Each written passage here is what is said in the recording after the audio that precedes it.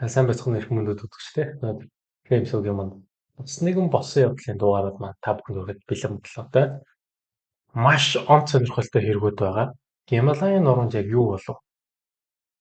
Зэвсэгт бүлэглэл уулчдыг бөөнөр нь хэрэгсаар хийсэн алга.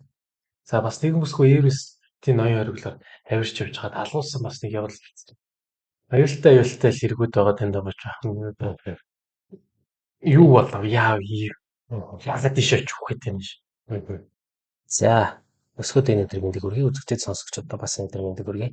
Бид нар нөгөө болсон явдал ялангуяа уулзтай холбоотой хэрэг яриаг нэлээд удсан байна. Тэгээд тэр үүднээс нэг хэрэг бариад авсан чинь нөгөөх нь хоёр болоод хоёр нь гуцуулаад ингээд юу яасан нэлээд юм гарлаа. За манай өсгөө маань хэлжлээ.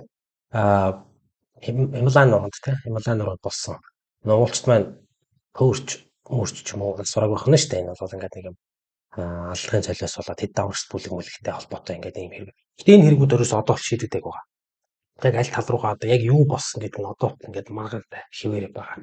Түүнээс бид нар 3 хэргийг ерөөхдөө ярих юм байна. За эхний хэрэг нь болохоор Хималайн нуруунд болсон цус хядлага гэдэг Оросдэр юун дээр бичсэн байсан бол нөгөө Мясорубка гэвчихсэн байгаа байхгүй. Тэрийг одоо орчуулсан бол ядлага гэсэн үг те. Ядлагаа гэсэн үг те. Тэгээд нөгөө Нанга Парбат гэдэг ууланд болсон. Уулзтыг хороос яриг байгаа байхгүй. За тэгээ энэ дээр бид нөгөө хүмүүсийн тэндээс амьд үлдсэн хүмүүсийн ер нь өнөөдөр ингэ хүмүүсийн яриа нэлээ яригдах учраас бид тэр нэг яг өргөсөн ярилцлагуудын шууд тэмдэглээд явцсан. Тэгээ тэрийг барах давхар уншаа сонирхуулаа явуулчих гэж бодож байна. Тэгээ шууд ихний хариу руу гараад те. За 6 дугаар сарын 1 орой Хималайн нуруунд орших Нанга Парбат гэдэг ууланд байх бааз дээр уулын спортын түүхэнд хамгийн аимшигтай гэмтэн болсон байна. За тэгээд энэ дэр ийм юу гарсан байдаг байхгүй. Пакистанаас ирсэн мэдээ. Тэр шөнө тус улсын хойд хэсэгт гадаадын журчдыг хөнөөж гэдэг мэдээ. Оросын ORT, за Английн BBC, Японы NHK, Америкийн CNN дээр ирсэн. Тэгээ энэ бол ямар хэрэг байсан гэхээр босгочд зэвсэгт итгэдүүд гадаадын уушдыг олноор хөнөөсөн энэ хэрэг бол уулын спортыг ирэхэд тэрчээр дөргөөсөн гэж болно. Тэгээд яг энийг ингэдэм байлаа. Тэрэн дээр нөө тайлбар ингэж бичсэн байгаа байхгүй цитат. Тэгсэн чинь уулчдыг болон тэдгэрийн хөдөж хийж явсан нутгийн иргэдийг гадаа гаргаж байгаад майхнаас нь гаргаж аваад буудан хороожээ гэсэн гарчигтай нийтлэл байгаа байхгүй. За энэ хэргийн талаар дэлгэрэнгүй болон хэрэгтэй холбоотой мөрдөн шалгалтын талаар маш удаан хугацаанд нийтэд ил болоогүй. Дотоодын хэвлэл мэдээллийн хэрэгслүүдээр ч гэсэн огт мэдээлэл байгаа. За энэ хэрэг бол нэг бус нутагт одоо удаан хугацааны дараа гарсан анхны хядлага гэж ерөөхдөө хэлж болохоор байна гэж одоо архив X бол тэгж дүгнсэн байгаа байхгүй. Бид нар бас их сурвалж болгож авч байгаа. Тэгээ өнөөдөр энэ хүү аимшигтай бөгөөд эмгэлтэй хэрэгээс одоо гайхамшигтайгаар амьд үлдсэн хүмүүсийн нүдээр болсон явдлын үнэн бодит байдлыг бид нар сонсно. За уг болсон явдлын дараалал болон нарийн ширийн зүйлсийг мэдэж мөн энэ хэргийг үлдэж хэрцгий байдлаар одоо бусдын аминд хүрсэн тэр хүмүүсийн одоо зорилго нь яг юу байсан, яагаад гэсэн шалтгаан юу гэдэг талаар ерөнхийдөө нэг сонирхоод харъя те. За тухайн өдөр маш ширүүн шуурж байх яг энэ үед бол 11 хүн гэж зөвхөн дотор хувцтай газар сөхрөн сууж буй тийм нэг ганцхан өсгөрөө суусан байх үү дээрэмчтэй монгол хүмүүс бууд тулгаа зогсож байгаа. Тэгээд сүүлэндээ бичсэн байсан. Тэд хүмүүсийн толгоор нь буудсан учраас сүүлэн цогцыг танихад маш хэцүү байсан гэж. Тэгээ аврагдах боломжгүй нөхцөл байдал бууны сумнаас болоод одоо зулаар амьд үлдсэн хүмүүсийн төвч бүс байгаад байгаа байхгүй. За энэ дээр тэгж тайлбар бичсэн байгаа. Тэр полидори дээр энэ бол араатналаг харгас гэж хэлэхэд ч багтахаар харгас хэрэг учраа араатай амьд төрлийн зүйлийг хийхгүй. Тэгэхээр энэ бол яалтчгүй хэвийн бус бүр гэж хэлж болохоор ийм үзэгдэл юм аа гэж хэлж байгаа байхгүй. Тэгэхээр нөгөө ер нь бол өөрсдийн сохор ихтгэл өмчлөөсөө болж ямар ч гэмт хэрэг үйлдэхэд бэлэн зэвсэг этгээдүүдийг эрен хайх үйл ажиллагаанд армийн нэгтгэл ангиудыг тухайн үед бас дайцлан оролцуулсан байна. Хэд хэдэн уулын бүс нутгуудыг нэгдсэн самнаад тэгээд эрен сурвалжлах ажиллагаа бол явуулж мөн мөрдөн байцаалтай ажиллагаа явуулсан байна. За хэргийн эхнээс нэрээ. За их хүнд үзэгчтэй хэрвээ та бүхэн ууланд авирах гэж байгаа магадгүй ууланд аялах гэж байгаа бол та бүхэнд тодорхой зөвлөмжүүдийг хүргэх гэсэн. За нэгдүгээр хэрвээ та бүхэн ус авч яваад уух гэж байгаа бол усаа замдаа жигд тогтмол уугаад явах нь чухал шүү. Цангасан хойноо их хэмжээгээр уух биш, тогтмол уугаад явах нь илүү ач холбогдолтой байдаг. За хоёрдугаар хэрвээ та ууланд алхаж байхад дотор муу харах, амьсгаа давчлах ийм мэдрэмж төрж ивэл заавал зогсож амраарай. Энэ бол аюул айгүй чухал байдаг. За 3 дугаарт хэрвээ та ууланд алхаж байгаа бол алхалтын гутал таяг за магадгүй уулын одоо күүртэг ч юм уу тийм зүйлсүүд хангалтгүй хаашаа явах гэж байгаа та бүхэн бас эргэн тойрны хүмүүстэй хэлж явах газрынхаа одоо холбоотой тэр газрын зураг за магадгүй GPS координатор ч юм авч явах юм бол та бүхний аялал илүү найдвартай аюулгүй болно шүү. Global Sims Tips. Энэ хэрэг болохоор Пакистаны нутаг дэвсгэр дээр орших дэлхийн хамгийн өндөр улсуудын тоонд багтдаг Нанга Парбат гэдэг уул байдаг тийм. За Хималайн үзэсгэлэнт хүндийж хүндрэлх энэ авраг уул бол авирахад бол маш хэцүү. Ер нь бол маш их төвчээр, уран чадвар, нарийн техник шаарддаг оргил гэж юу уулчд үздэг. 20 дугаар зууны эхний хагаст энэ уулын оргилыг эслэх оролдлого бол хийсэн олон уулчд бол энд эмнэлтэйгээр нас орсон. Тийм учраас энэ уулыг бол орон нутгийн бол алуурчин уул гэж нэрлэдэг. За Нанга Парбатын өндөр нь бол далайн түвшинээс дээш 8126 метр өндөртэй. Энэ уул нь бол дэлхийн хамгийн өндөр уулсын жагсаалтанд 9 дугаар байна. Тэгээ оргил нь бараг л ер нь ихцгэж хийж болохоор юм хамнуудтай учраас авиралт хийхэд юм маш хэцүү. Уулын өмнөд хэсэг нь бол тэр Палын хаан гэж байдаг гэж нэлээд ихц. За тэгээ хойд талд нь харин авирахад харьцангуй гайгүй. Гэхдээ тун аюултай 7070 метр өндөртэй Ракот оргил бас байрладаг. Уулын нэрийг бол санскрит хэлээр яг Нанга Парбата гэдэг буюу энэ бол орчуулсан бол нэг тийм хилцаа нүцгэн уул болсон юм шүү. Тэгээд Пакистанд бол төгөөмөл хэрэглэгддэг төвд нэр нь бол Диамер эсвэл Диамур гэдэг яг нөгөө Диамур гэж нэг бичээл Диамер гэж нэг бичээл байгаа юм л да. Тэгээд энэ нь бол орчуулсан бол нэг тийм өндөр оргил, том оргил гэсэн утгатай. Ер нь их олон нэртэй байлээ. За нэг алуурч уул гэдгсэн те. Том оргил, өндөр оргил, бурхтын суугал, бурхтын орон, уулын эзэн гэсэн утгатай юм нэрүүд их нэлээд байд юм байна. Тэгээ энэ уул нь бол Хималай нурууны баруун хэсгийг хааж дэлхийн баруун захын хамгийн өндөр 8000 м өндөр уулсан байна л да. Тэгээ энд мөрний өмнөд хэсэгт тэр Гилгит Балтистан гэж байгаа. Мужийн Диамер дүүрэгт оршдог. За энэ уулнаас холбоохон Каракуми нурууны баруун хил эхэлдэг. Гилгит Балтистан бол Пакистаны хамгийн том одоо хамгийн хойд хэсэг гэж байгаа байхгүй. Тэгэхээр энэ Пакистан болон энтгийн нөгөө маргаантай газар нутгийн маргаантай нутаг. Хэдэн 10 жилийн туршид ерөнхийдөө үзэж гээд байгаа шүү дээ энтэг хоёр чинь тийм. Кашмирт л үзээд байгаа шүү дээ. Кашмир Жамму Кашмир үлээ. Тэрэн дээр чинь л одоо нөгөө энтэг хятадч үзээд байгаа. Яг тэр маргаантай бүсэд бас багтдаг. За олон улсын банд бичигт бол Пакистаны Кашмир гэдгээр нэлээд алдартай. Азад бол ер нь бол энтгийн тэр Жамму Кашмиртэй хэлдэг. Ер нь бол яг ингээд нэг хилийн шугам бол тэргээр явах нь бол явдаг юм. Гэхдээ хил зөрчил бол байнга явагддаг. Тэгээ Нанга Парбат нь бол Хималайн баруун захад дулаан уур амьсгалтай нам дор тийш газрын хажууд оршдог. Цагаагаар нь маш их хил бэлддэг. Энд дулаан болон хүүтэй агарын урсгал мөргөлддөг. Хүчтэй салхи их хамнуудад цогцогдоод улмаар температур огцом хил бэлдэж гинтийн хур дундас гинтийн салхи тохиолдол бол байдаг гэж байгаа. Тэгэхээр хамгийн гол аюул бол мэдээж цасан дуу. Тэгээд дээрэс нь өтгөн маань цасан шуурга. Энэ зэрэг бол үгүй аюултай гэж үздэг юм байна. Өвлийн улиралд авиралт хийх нь баг боломжгүй. Тэгэхээр авиралтыг бол хавар зуны улирал. Тэгээд цагаагаарын акно гэдэг байгаа байхгүй орс одоо цонх. Тэгээд цагаагаарын тэнд тодорхой цонх гардаг. За энэ үед гэсэн оргил гаргасан уулзтад бол маш их осол гэмтэл амиа алдах тохиолдол маш их гардаг. Энэ нь эргээд өөрөө бас уулзтыг даллан дуу. Ийм уул болт юм байна л да. За энэ уулыг биш үү? Уулзтад тохиолдог осол эндэгдэл нас баралтын төвшингээрээ Анапурна гэдэг уул байгаа тийм манай фрейм подкаст бас дугаар хийжсэн эмэгтэй уулзт гарсан. Дээрээс нь К2 гэдэг уул байгаа тийм. Энэ хоёрын дараа буюу дэлхийд 3 дугаар гарсан. За тэгэхээр ер нь нэлээ хүний амиаг авчод ийм уул байна тийм. За статистик тоо баримт байна. За тоо мэдээгээр бол Нанга Парбат гэдэг ууланд авирах гэж оролцсон уулчдын нэг 22% нь бол Свардга гэсэн. Тэгэхээр ерөнхийдөө 5 хүндэт нэг нь авирах гэж оролцсон 5 хүндэт нэг нь одоо маш хэмнэлттэй хувь зайгаар нь Свардга гэсэн тооцоо байна. За энэ ууланд авирах 2 зам бий.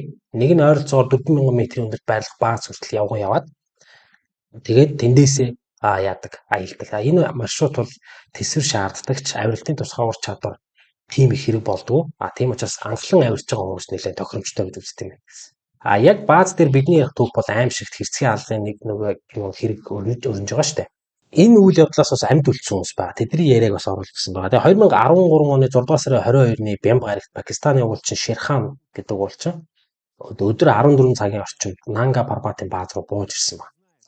Тэгээ бэлтгэл авиралтанд оролцож байгаад өндрийн өвчнөө дийлхэ байсан учраас биеэ хэвийн болгоод хэсэг амрахын тулд бааз руугаа бууж ирээд байгаа юм байна. Тэгээ баазад түүнээс гадна орон орны уулчид болон тус баазын үйл ажиллагааг хариуцсан ажилтдаг хэдэн 10 шерпа нар бас байсан. Тэгээ Ширхан бол халуун шүлэгдээ цай уугаад оргил гарахын өмнө сайн унтаж амарч авахаар шийдээд унтлагын биш руу орсон баг. За яг тэр оройны 21 цаг 30 минутын орчим түүнийг хаширгалдах чанга дуу сэрээсэн баг.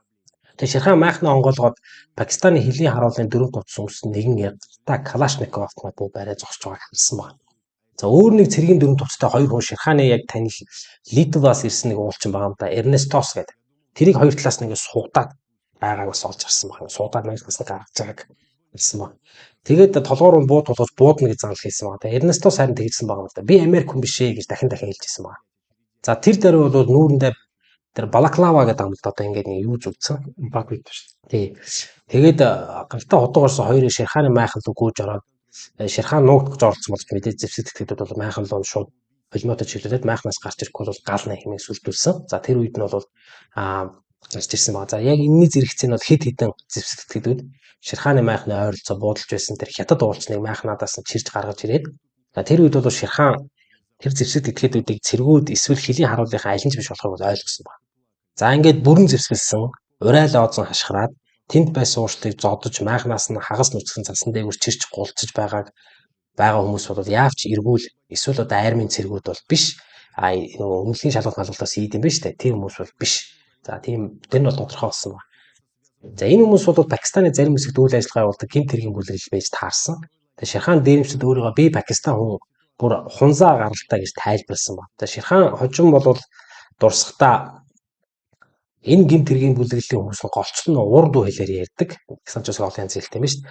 Урд хэлээр ярьдаг байсан. Тэгээ зарим үед бол Афганистан улсад илүү түгээмлэр хэрэглэгдэг пашто гэдэг хэлээр мөн хоорондоо ярьж исэн гэж. Мөн Пакистан уулчин майхнаас гарах үед нь дээрэмчид түүний майханд мөнгө байгаа эсэхийг асууж байсан. Ширхан багахан мөнгө байгаа хэмээн хариулахад нь мөнгөө даруухан тэдэнд өгөхийг тушаасан байна. Тэгээд тэрээр мөнгө хайж эхлэхэд нь түүний толгоо руу хүчтэй өшгөж майхнаас дотор уцтай одоо чирэн гаргаад тэгээд нэг итгэж түүний чамархайд нь гарбуу тулган игнүүлэн зогсоосон бусад уурчтын дэргэд аваагдсан байна. Тэгээд Ширхан тэр үед тэнд байсан 9 хүнийг тоолж амжсан. За энэ 9 хүн гэж 11 үйл явж байгаа шүү дээ. Тэдэд Украины уулчид байна. 3 хятад, Непалаас ирсэн нэг уулчин. За тэгээд Ширханы танил нь Литв уулчин Эрнестос гэдэг байгаа. За тэгээд барьцаалж авсан хүмүүсээ дээрэмчид нэг олсоор ингэж холбож уяад майхнуудад өөр хүмүүс байгаа эсхийг шалган явж байгаа. Яг тэгтээ эсэргүүцэж нуугдахгүй өөртөө майхнаас гарч ирэхийг шаардаа хашгиралдаж байсан. Яг энэ үед гэмт этгээдүүд гадаад иргэдэг нэлээ хайж исэн. Тэгээ Ширханы хажууд тус баазад бол тоогооч хийж байсан өөр нэг Пакистан залуу бас зогсож байсан баг. Тэгээ нэг дээрэмчин тэр хоёр дээр ирээд гарбуу чиглүүлээд гисэн баг. Та хоёр миний хэлснийг англиар орчуул гэсэн баг.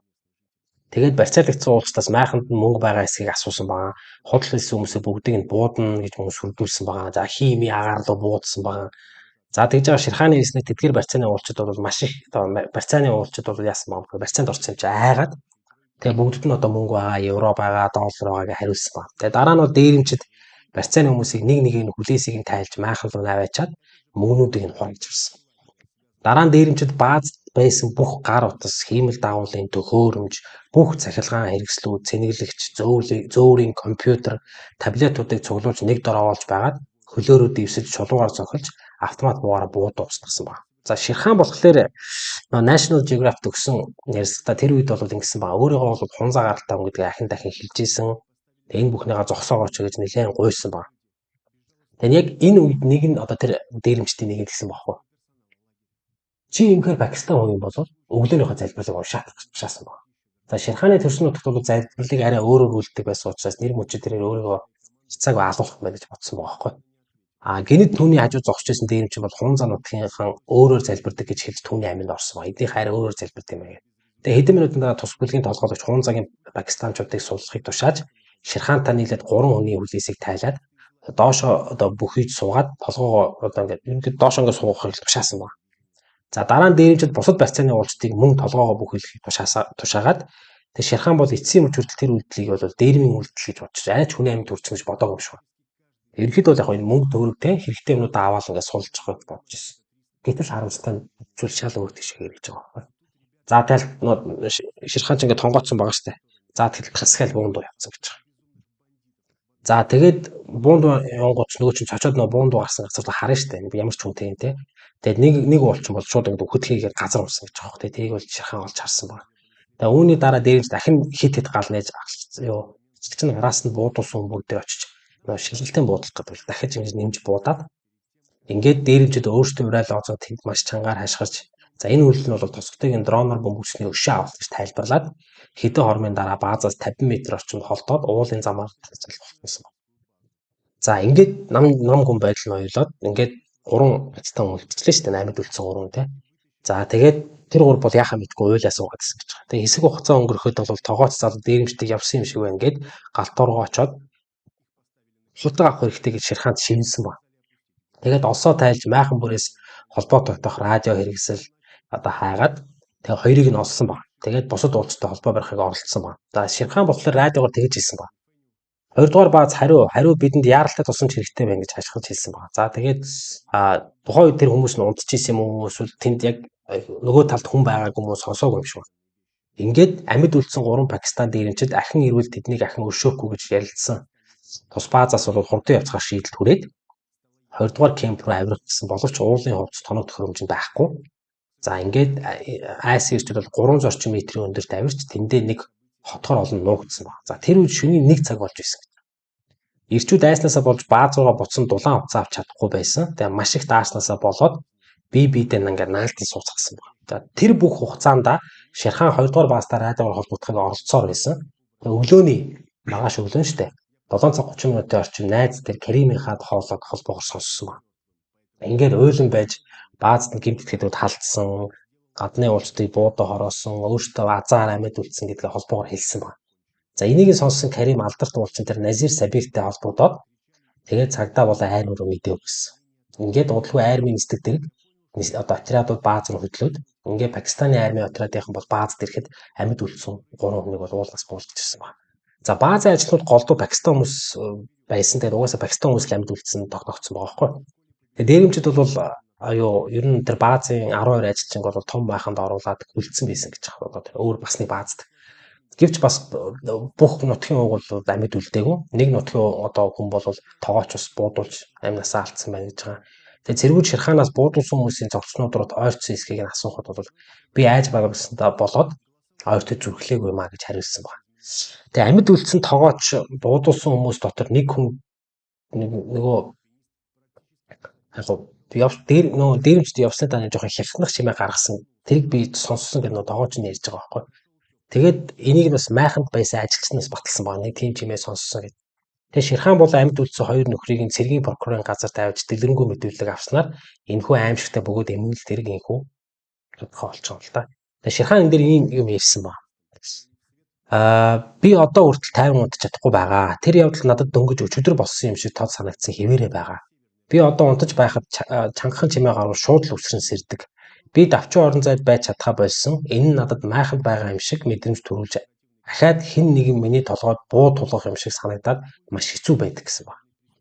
За энэ үйл явдал дээр бас нэг гэрч байгаа нь Польшийн уулчин Александра Зик гэдэг юм ба. За энэ уулчин бол яг энэ хэрэг болж байгаа үед 30 уулчтай хамт 2 дугаар баазд байжсэн ба. Тэгээ амиа олдсон тэр Эрнестос бол түүний багийн гишүүн байсан. Тэг өндрийн өвчин хөлж тэр үед баазад өөрөө үлдсэн байсан ба. Нөгөө дэшээ яваагүй. Өглөөний 6 цагийн орчимд Пакистан уулчин тэр Карим Хаята гүйж ирээд Александра Зигт бол тэр Ширханы холбоогоор дамжуулан хэлсэн бүх зүйлийг дамжуулсан. Одоо ийм хэвлэл болсон байна гэх тээ.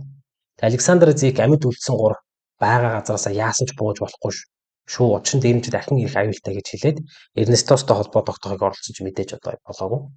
Тэгээд ингэсэн байгаа нуугдсан эсвэл зутаасан гэж эцсийн хүртэл найдаж ирсэн. Та бусад экспедицүүд мөн багийнхаа гишүүдтэй холбогдохыг оролцсон ч ерөөсөө хариу өгөөгүй. Ингээ 2 дугаар баазаас уулчид бууж ирэхэд цэргийн хайл хэдийн ирчихсэн зогснууд дээр үзлэг хийгээд байжсэн.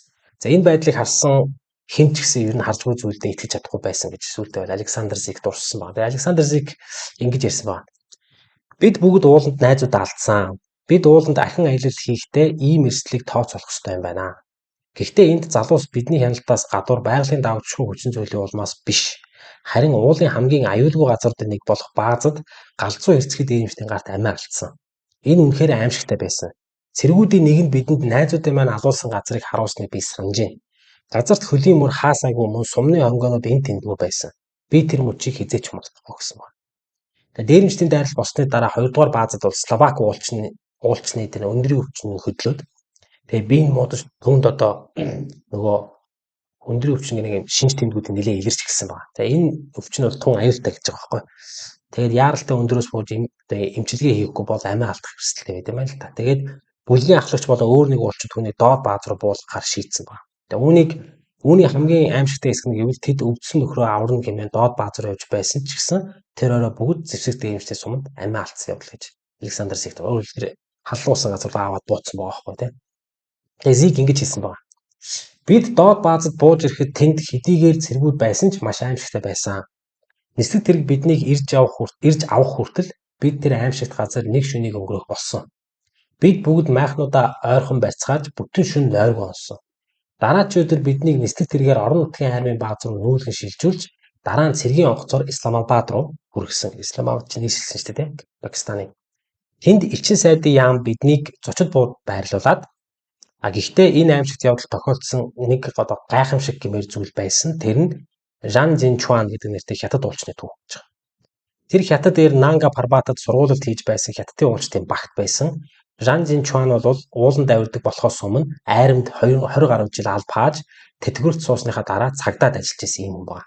Тэгээ тэр аимшигт орой зэвсэг тэтгээдүүд хятад уулчтыг автомат буугаар сүрдүүлнэ, утуур өмсгөлтөнд хөл нүцгнээр нь цасан дээр чирч гулцаж гаргасан. Тэднийг нэг игнэнд одоо бүхэл гэж суулгаад толгойг нь одоо тонгоолгоод тэгээд Жан Жинчуан тэр мөчөд аюул ирснийг даруй ойлгож хажуудаа байсан хоёр хятад уулзтаа зэвсэг этгээдүүдийн анхаарал сарних үед зутаах талаар шивнэсэн боловч тэр хоёр түнд энэ бол зүгээр дээрэмчид авах зүйлээ аваад л явна гэж хэлсэн. Дээрэмчид бүх барьцааны хүмүүсийг болон майхнуудыг нэгдсэний дараа жинхэнэ хядлага эхэлсэн. Тэд одоо бүхийн сууж байсан хүмүүс рүү ээлжлэн буудсан. Нэг сум духны минь хажуугаар өнгөрч чамархан орчинд гавлын ясгийн шүргэн толгоор өөр хүний толгоо онсон гэж байна. Тэр дөргөлтөөс болж би ухаан алдан цасан дээр унсан. Зэвсэг тэтгээдүүд намайг өгсөн гэж бодно. Тэдний ахлагч над дээр шалгалтын эцсийн буудлага хийгээгүй. Ухаан ороход бүх зүйл болоод дууссан байсан. Эргэн тойронд минь өгсөн хүмүүс хэвтэж байсан. Дээрэмчид биднээс холгүйхэн чангаар хашгирсан хоорондоо ярьж байсан. Хэрв би одоо л зүхдахгүй бол хажууд минь амьгүй хэвдэх багийн нөхдийнхөө хувь тавилан гэдгээ ухаарч олсоо тайлаад өндийгөөд айрамд заалгаж байснараа баазаас харанхуй руу одоо зигзаглан гэж байгаа одоо ингээд нөгөө зигзаг гэдэг чинь хоёр тишээ тий гүйсэн. Гүйлтийн чиглэлээ огцом урьдчилан таахын аргагүй байдал үүсгэн намайг одоо гүйсэнтэй энэ бол яг нь өөрийг нь онилоход хэцүү болох байх юм чинь унахгүй болох гэж тэгж гүйсэн юм шиг байна. За тэгээд тэд над руу буудсан гэвч намайг оноогүй. Би харанхуй хэсгээр 30 орчим метрийг өгөөд гүн жалганд нуугдсан. Намайг араас хайж хүмүүс үүмэлсэн ч удалгүй явцгаасан. Дээрэмчдийн дуу алсарч 40 орчим минутын дараа бааз намгүн болсон. Тэгээд би тун болгоомжтойгоор баазад ирэнгэж дулаан хувцас хэрэгэл аваад хиймэл давуулын утсаа цагдаа нарт дуудах гэсэн гэж энэ хятад дээр ярьсан байгаа байхгүй. Тэнд Оросын уулчин Алексей Косяков гэж хүн байсан. Тэгээд тэр хүн бас тэнд байсан байгаа байхгүй. Тэр хүн ингэж ярьсан байгаа. 6 дугаар сарын ихээр одоо Нанга Парбат руу авирахаар явсан. Энэ нь түүний амьдралын анхны 8000 метрийн одоо өндөр уул байх хэрэгтэй тийм. Эмгэнэлт явдлаас 3 хоногийн өмнө буюу 6 дугаар сарын 19-нд өнөөх бааз дээр байсан байна. За тэр өдөр маш их хэмжээний цас орж байсан учраас уулчид уулнаас буусан. Тухайн үед бааз дээр ойролцоогоор 50 орчим хүн байсан нь Нанга Парбат шиг 8000 м өндөр уулын хувьд харьцангуй их юм. Хэрв зэвсэг тэтгээдүүд 2 хоногийн өмнө ирсэн бол хохирол илүү их байсан бахаа гэж хэлсэн байна. За зэвсэг таллах болохоос 2 хоногийн өмнө бааз дээр нэг сэжигтэй үл таних хүмүүс ирсэн гэж байгаа. Тэгээ хүмүүс яриад байгаа. Тэгээ тэд нар зөвхөн пакистанчуудтай л ярьж ирсэн гэж байгаа. Ерөөсөө илүү хүмүүстэй уулзахгүй. Тэгээ өөрсдөө бол номлогч, шашны номлогч гэж танилцуулсан. Тэгээ голдуу одоо Пакистан хэлээрээ ярьж ирсэн. Дараа нь бол тэдгээр хоёр номлогчд гэж танилцуулсан хүмүүс дээрэмчдийн явуулсан тагнуул байсан баха гэж үздэг. За тэр дээрэмчд бол бааз дээр хичнээн тооны гадаад иргэн байгааг, за тэр дотроо эсэргүүцэл үзүүлж болохоор хэдэн хүн байгаа зэргийг бол нарийн тооцоолсон байх. Маргааш өдөр нь цаг агаар сайжсан учраас ихэнх уулчид оргил руу авирахаар явсан байсан. Яг энэ үеэр зэвсэг халтлаг болсон. Тус үйл явдлын дараа уул руу авирахаар явсан уулчид бол гэсэн байна. Биднийг уул аварсан гэж ярьсан байгаа байхгүй. За тэгээд энэ дээр нэг юм юу ярьсан байгаа. Тэр хин Алексей. Тэр эмгэнэлт явдлын тухайд бид маргааш өглөөнд баастай холбоо ярих үед л мэдсэн. Эхэндээ болсон явдлын нарийн зүйлийг бид нар ерөөсөй ойлгоогүй. Зөвхөн хэн нэгэн алуулсан гэдгийг л бид нар ойлгосон. Нанга Парбат руу үргэлжлүүлж авирах талаарч тэд үг дуграагүй. Хоёрдугаарт уулзалтын дунд нэгэн бичигдээгүй дүрэн байдаг нь уулзалтад ямар нэгэн эмгэл явдал тохиолдвол экспедицийг зогсоодог. Энэ даруй бүх зүйл болсон гэж байна. За одоо энэ үйл явдлын түрүүний ярьсан хүмүүсийн төгөөр дамжуулаад ингээд дараалт нь оруулах гэдэг үзье л дээ тий. За энд нэг харамсалтай зүйл байгаа нь бол энэ хэргийн талаар олон нийтэд нээлттэй цацсан мэдээлэл аягүй бага байт юм байна. Хэргийн дараа мөрдөн шалгалтыг маш удаан хийснийхээ дараа Пакистаны зарим албан тушаалтнууд бол сэтгүүлчдэд ярьцлага өгч тус зэвсэг талдаа болон түүний урьдчилсан бэлтгэлийн талаар нарийн ширийн зүйлсийг бол тодорхой болгосон. 2013 оны 6 дугаар сард Гилгит, Балтистан бүсэд уг зэвсэг бүлэглэлийн нэг удирдагч ирсэн байна. Тэгээд Чилас хотод бол олон улсын гэмт хэргийн бүлэглэлийн хоёрч төлөөлөгчтэй бас уулзсан байна. Тэгээ бааз руу халдах төлөвлөгөөг нь ярилцсан байна. Тэгээ хоорондоо ярьсан шүү. Тэгээд тэдний хамгийн гол зорилго нь Америк иргэншилтэй хятад уулзалтыг барьцаалж аваад дараа нь Америк нэгдсэн улсын засгийн газартаа солилцоо хийхээр төлөвлөсөн байна. Тэгээ бүлгийн ахлагч ойролцоох ойд байрладаг дээрэмчдээс 16 оны бүрэлдэхүүнтэй баг бүрдүүлээд хилчтийн дүрм товч өмсөөд нутгийн хөтчийг хөслөн бааз руу явсан байна. Тэгээ байцаалтаар тус хөтөч тэдгээр хүмүүсийг дээрэмчд гэж мэдээгүй өөрийнхөө хилчтэд л тусалж байна гэж бодсон гэж. Хөтөчт нь мэддэггүй байхгүй зүгээр л хэлээд аваа явцсан. Бааз руу дайран оронгуудаа тэд эхлээд Америкчуудыг хайж удалгүй Америк нэгдсэн улсын иргэншилтэй хятад уулчныг олсон. Гэвч тэр хятад бол эсэргүүцэл үзүүлээд байсан учраас буудаж амийг нь ороосон байна. Ингэснээр анх төлөвлөсөн төлөвлөгөөнд бүтлгүүцсэн тул бусад гадаадын хүмүүсийг ирүүлж байгаад хомлон хөнөөсөн байна. Баазаас холдсны дараа тэд 5 орчим цаг уулын анслагдсан тосгол очиж дүрм товчнуудаа булаад тал тийшээ тарцгаасан. Тэгээд 4 сарын дараа баримтлагаа явагдаж тус баримтлагын үеэр 2 цэрэг 1 цагта амь өгсөн байна. Эдээс өөдөөс нь эсэргүүцэл байлцсан байгаа байхгүй.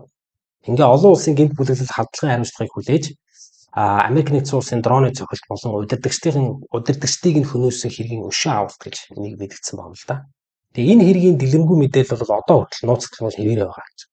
Тодорхой зүйл айгүй бага байна гэж байгаа байхгүй. Тэгээд энэ хэрэгт бол 18 хүнийг ялсан байт юм байна. 2015 оны 2 дугаар сарын 27-нд Гилгит дахь шоронгоос хэсэг хоригдлууд орох гэж оролцсон нэг нь болохоор энэ халдлагад оролцсон гэмт хэрэгтэй байсан ч гэсэн яг орох гэж оролдоод баригдсан юм шиг байна бүгдээрээ. Тэгээд яг тэр мэдээ бол ингээд дарагдаад ингээд өнгөрцөн. Ямар ч байсан ингээд нэг хэсэг мөчөд орох гэж оролцсон ямар ч байсан баригдсан одоо ингээд болцсон гэдэг. За тэр өдөр одоо энэ эмнэлэгтэй хэрэг болдог тэр өдөр бол бааз дээр нийт 11 хүн амьдсан байна. За тэр дотор Украин, Словак, Литв, Хятад, Америк, Непалын уулзалт. За мөн Пакистаны тогооч Али Хусейн болон нэг нутгийн хөдөж ингээд 11 хүн амиа алдсан байна. Энэ хэргийн дараа бүс нутагт байсан баг бүх уулзалтын экспедицийг яаралтай нүүлгэж шилжүүлсэн. Тэгээд энэ халдлага ганц удаа л тохиолдсон хэрэг үү? Эсвэл цаашаа дахин тохиолдох уу гэдэг дээр нь бол тодорхойгүй хэвээрүүлсэн. За энэ аимшигт явдлаас 1 хоногийн дараа Чилас хотын мянган оршин суугчид гудамж талбайдаа жагсаал хийж амиа алдагстай ар гэр бүлүүдэд бол эмнэлээ илэрхийлж мөн одоо тэдгээр гэмт хэргийн бүлэглэлийн эсрэг хатуу байр сууриач мөн илэрхийлээд авсан байна. Тэгээ Пакистаны засгийн газар бол энэ бааз болсон явдлыг зэрлэг балмад халдлага хэмээн нэрлээд тэдгээр бүх гэмт хэрэгтнүүдийг бол олж хатуу шийдэх болно гэдэг мэдээллийг бол өгсөн байна. Тэгээ яг тухайн үед бол тэгээд цэргийн ажиллагаа бас явуулсан юм шиг. Тэгээд ийм хүн чинь тэгээд бас нэг юм ил байдаг юм биш үү? Нууцлалтаа яриад явдаг юм байна л да. Олон нийтийн амар амгалан байдлыг хадгалахын тулд хүн тэргүүдийг бол албаар нуудаг мэдээсэн. Тийм. Тэгээ бидний нөгөө уулзалтын дугаар дээр өмнө нь бол дандаа л нөгөө цасны нурангад дарагдчих ч юм уу, цагаагаар муу болоо шуурганд төөрөх ч юм уу те. Эсвэл одоо нөгөө осолдох те одоо өндрөө суунах ч гэдэг юм уу, эсвэл нөгөө чулуун нурангад дарагдчих ч юм уу. Тийм байсан бол энд бол яг хүний үнэтэй холбоотой юм ярих гарч байгаа. Террорист ажиллах болсон юм шиг. Нэг өстө тэр. Тэгэхээр энэ бол бас ийм аюул бас байж болох юм байна гэдгийг бас уулзалт маань бас тооцоолох хэрэгтэй юм байна тийм ээ. Бас тооцоолоход айгүй бэрхшээл тийм хэцүүлтэй юм чинь мэдээж бүхэн санхан болно, бүхэн бүтэн болно гэдэг л одоо тийшээ чи явж байгаа шүү дээ тийм. За нэг ийм тусалтай ярих гэсэн. Хин одоо стан дээрэмчд хурж ирээд бид эдийг алчна гэж бодож өгчөөд байна. Уулуугаа аваад боно гэж бодож байна. За ийм хэрэг гарсан. За хоёр дахь хэрэг бас Хималай нуруунд болсон юм хэрэг байгаа. Хэрвээ та гадагшаа явах гэж байгаа бол таны заавал биелэх ёстой зүйл бол дата SIM. За миний туршлагаас харахад глобал дата SIM тун зүгээр санагдсан. Яагаад гэвэл шуурхай, түргэн, найдвартай хамгийн гол нь 24 цагийн турш тасралтгүй тантай оператор холбогдох боломжтой. Ингээд Free Podcast-ын зүгээс глобал дата SIM-тэй хамтран ажиллах болсондоо таата байна. Гадаадд зорчигчдын номер 1 сонголт Global SIM. Энэ хэрэг болохоор 2023 оны 10 дугаар сард одоо энэ уулзтын нийгэмлэг завчруулсан нэг тийм аимшигтай юм л явдал болсон л доо. Хималайн нуруунд орших 8000 метрийн өндөртэй Шишапангма гэдэг уул байдаг одоо манай дугаарууд дээрс гарч ирсэн да. Яг энэ давирах үеэр дэлхийд танигдсан нэр хүндтэй өндөр өмлгээтэй ариун туршлагатай хөтөч нарын нэг тэр Тяньшань гэдэг Шерпа амь үлдсэн баг. За яг тэр өдөр түүнтэй хамт хоёр алдартай уулчин болох. Энэ хоёр болохоор юу яасан бэ? 2019 онд дэлхийн хамгийн өндөр гэгдэх 14 оргилд хамгийн хурдан авирч дээд амжилтыг тогтоож байсан маш туршлагатай. Нар тийм хөтөчтэй бас явж ирсэн бэл. Тэгээд тийм хөтөч бас амнаас алдсан байгаа байхгүй. Магадгүй энэ эмнэлт явдал бидний мэдэх олон ослуудын адил уулын спортын түүхэнд ээлжид нэгэн гонит түүх болж магтагдах байж болох юм. Гэхдээ энэ хэргийн цочирдон үнэн төв ил болсон учраас ингээд одоо бид ингээ яриа сууж штэ тий. За яагаад тэгэхээр энэ арилжааны шинжтэй гэж байгаа. Ерөнхийдөө тэн дээр бол архив X шууд тэгээ ярьсан байсан л да. Мөнгөтэй эрх мэдэлтэй үйлчлүүлэгчдийн эрх ашиг ямагт нэгдүгээр тавигддаг арилжааны шинжтэй уулан давирах. Горно альпинизм гэх тий. Уулан давирах ер нь өөрөө бол муу зүйл шүү гэж архив X бол тийм юу ярьж байгаа байхгүй одоо хитрхийн нэг арилжааны шинжтэй болсон гэсэн үг тий. Яг нь бидний ер нь мэдж байгаагаар бол ингэж байгаа штэ. Уулан давиралт одоо уулын спорт энэ бол асар урстай хөгжиж байгаа. За урд цагт бол жишээ нь одоо зөвлөлтийн үеийн уулзалтын экспедицүүд зорилго нь бол өөрийнхөө хүч чадлыг сорих ч гэдэг юм уу тий. Өндөрлөгийн хийх ачааллыг даван туулах зэрэг байсан. За тухайн үед бол уулзчид нэг хөдөж ашиглаад байдаггүй. За тухайн цагууд ч хөчлөнс нэг тийм илбэг байгаагүй. Мөн хүчил төрөгчийн баллоныг маш ховор хэрэгэлдэг байсан. Харин өнөө цагт бүх зүйл бол үндсээр өөрчлөсөн гэж юу хэлж болно. За орчин үеийн уулзчид яагаад энэ гэхлээр ер нь яг ингээд үйлчлэгч мөнгөө төллөө. Тэ уулан давирыгээд мөнгө төлж байгаа шүү. За тэрний төлөө ингээд ер нь бүх юм хийдэг гинэ. За уулзтыг нисдэг тэргээр уулын бэлд эрхтэлн аялын маршрут аль хэдийн бэлэн байдаг. Баазыг байгуулсан зам авирахтаа ослоор бэлтгэе хийхин зэрэгцээ Шерпа нар бүх ачааг нь өөрч гаргана. Тэгэхээр уулын спортын тамирчинд бол урьдчилан бэлтгэсэн маршрутаараа өвөл рүү авирах нь одоо ерөнхийдөө маршрутаараа явчихад л болчдөг учраас тэгээд дараагийнхаа удаар нисдэг тэргээр явчихдаг. Өөрөөр хэлбэл яг энэ дээр ямар санаа гарч ирэх гэдэг нь гэхээр амархан гэдэг санаа гарч ирэх гэдэг байгаа байхгүй.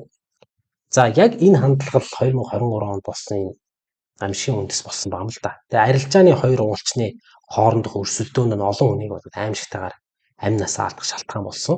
Ямар ч үнээр хамаагүй уулын ойргол төрүүлж гарах гэсэн хүсэл шунал нь тэдний эрүүл ухааны бүр мөс уугүй хийгээд асар их мөнгө болон туршлагатай асар их мөнгөөр туршлагатай Шерпаг хүртэл цасан дуран зэрэг аюулыг үл тоомсорлон хэмжээд хүртэл одоо шийдвэр гаргуулад тэгээд ерөнхийдөө замдаа таарсан хаягдаж үлдсэн ачаа үргэжтэй 100 гаруй уулчтай бол тоолгүй одоо ерөнхийдөө бол ингээл мөнгөөр бүх юм гэдэг ингээд шийдсэн байгаа байхгүй. Цодол биш тий.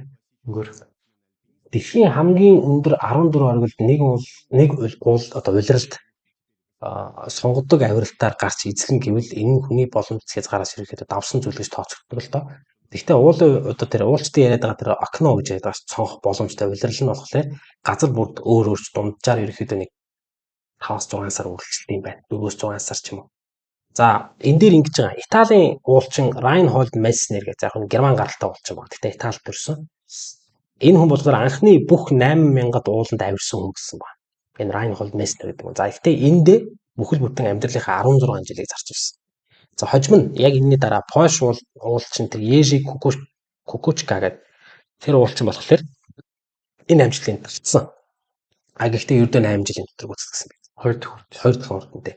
Харин дэлхийд нэр хүндтэй уулч болох Сергей Богомолов, Алексей Болотов, Анатолий Букреев. За Анатолий Букреев гэдэг нэрийг манай санаж байгаа 1996 оны нөгөө Хималайн аимшиг шуурга болоод Into Thin Air гэдэг нэг ном байдаг шүү дээ. Тэгэхээр тэр ном дээр бас Анатолий Букреевийг бас жоохон эвгүйгээр бичсэн байлээ. Тэр сүлд нь бас тэрээс анхаарч уншмаар юм билээ. За энэ Сергей Богомолов, Алексей Болотов, Анатолий Букреев нар бол амьдралд нь тулгарсан янз бүрийн саад бэрхшээл нөхцөл байдлаас болж амьдралынхаа туршид бүх 8000-ыг бол бүрэн гүйцэд эзэлж чадаагүй. За цаг хугацаа өнгөрөхийн хэрээр ийм төрлийн авиралтыг хурд болон одоо авиралтын техникүүд бол хувьсгал өөрчилж гисэн байна.